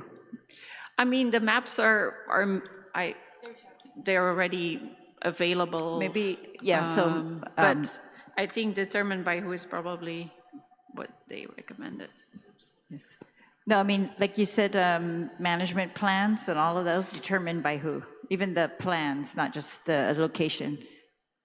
I mean, with the management plans, it's really specific on let's say they would support the habitat conservation plan, right? Mm-hmm. Then I would be thinking it would be beneficial that Department of Agriculture assists with that, because it's a holistic view of how to protect that reserve network, right? So that would make most sense to me, honestly. Yeah. But if it's a separate small property, yeah, then. All right. No, yes. agreed. Excuse me. Go ahead. Were you also, was part of your question about the... State your name, because for record keeping, we got to... I apologize. Patrick Keeler, Guahan Sentinel Landscape. Was part of your question about the monetary value, or is this specifically just the... No. Okay. Why we're picking this property, like value is my property because it's a habitat versus it's flood mitigation, and I don't know what are going to be the values and who's going to determine that, because it looks to me like, yeah, that's not clear here. Who's going to say that this has conservation value? Oh, okay. And I think that's part of our recommendation is that we should establish that from the beginning. And that it could be something like you said, if it's a flood zone or if it's an area to divert water, that's a separate value and we would not determine that number, but we might, the body might need to determine that with Guam Waterworks Authority or with WIRI instead, or Coastal Zone Management. It just depends on who would have an associated authority for whatever conservation value is being calculated. Yes, please. May I add? And so to augment that, like you have in your forestry office, every program between urban and community forestry, forest stewardship, cooperative forest health, and cooperative fire protection are steering committees and advisory councils. So the forestry work, which is guided by the Guam Forest Action Plan, which helps us really direct and concentrate our funding, prioritize that funding, we have these committees and advisory councils that are in place to help us all make those informed decisions. And the makeup, the body of these committees and advisory councils are represented across the government to include our stewardship partners. So you have private, nonprofit, government, and we do have our federal partners at the table as well. And so we have very frank and open discussions about project areas and parcels that should be considered for easement should an opportunity arise. Put the tool in the toolbox that we can offer the right landowner. I agree with the program, so it's not I don't need to be convinced of that. I'm trying to be convinced of how actually, who's going to be making these decisions, because I think that's crucial. For example, you allow, right now it says local government entities. I want to know which ones are going to be determining conservation value. Is it going to be GIDA or is it going to be Department of Ag? And when we say the nonprofit organizations, same thing for me. I want to know exactly what do we mean by that. Do they get to determine, or do they have to work through Department of Ag, and Department of Ag determines the conservation value or something based on, you know, all these things that you've mentioned already. So I just want it to be fair and kind of consistent, and that there's real value, you know. So I want to make sure we're abating taxes. You're saying there might be some actual compensation programs, but yeah. So I just want that to be applied fairly, and so that everyone knows what the rules are. And I know that we will allow Department of Ag to change based on conservation needs, perhaps, or changing climate conditions and all of that. But yeah, just so that we have like a standard that we're using. That's kind of what I would. So all your recommendations on that, I would appreciate. Thank you. If I could add, we've also had incidents of the Guam Land Use Commission voting to permit certain developments without considering any of the environmental impacts or the impacts on endangered species. So I agree that there should be, we should identify who the agencies are, especially when there are other agencies who have a different priority, which is to move forward certain kinds of development. Thank you. Thank you. All right, yeah, so and I was concerned that, yeah, we are going to be abating taxes for military projects, but so I thank you for clarifying that. Yes, Dr. Elsa. Yes, Elsa de Molenaar. So I used to work for an NGO for Nature Conservancy back in Belgium, and how it worked there is that NGOs can buy, buy land or manage land, but then they still need to submit a management plan and a monitoring plan before they can even, acquire the land and manage it. So I think there's, the agencies are still in charge of reviewing those management plans, the government agencies. So I think that makes the most sense to me, that there is one agency in Department of Ag, I think, is most suitable for that.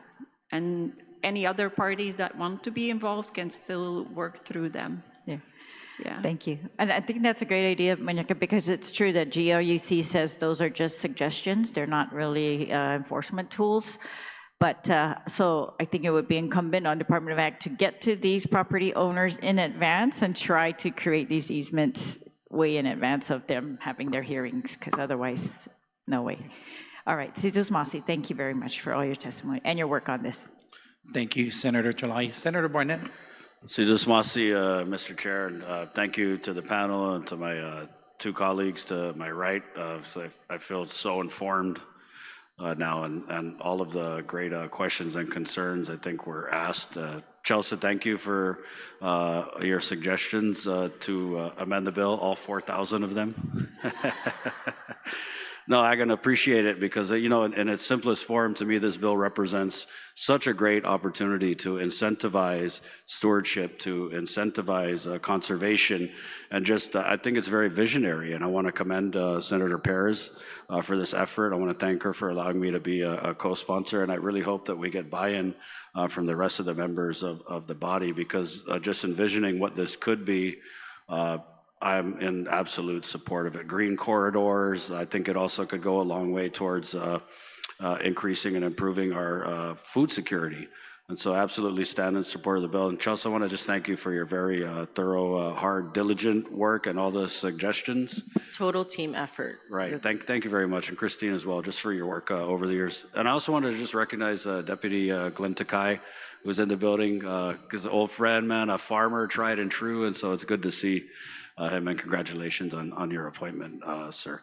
And again, Nick, I absolutely agree with everything you said about the conservation angle, and so just stand in support of the bill. And again, I just want to thank you for your hard work, and also for the author for being open and amenable to including these changes in the bill so that we can hopefully get it passed across the hall. Sidus Masi, Mr. Chair. Thank you, Senator Barnett. Again, the committee will work with the author on the legislation with the committee report, and then so that we'd be able to get on to the next session agenda.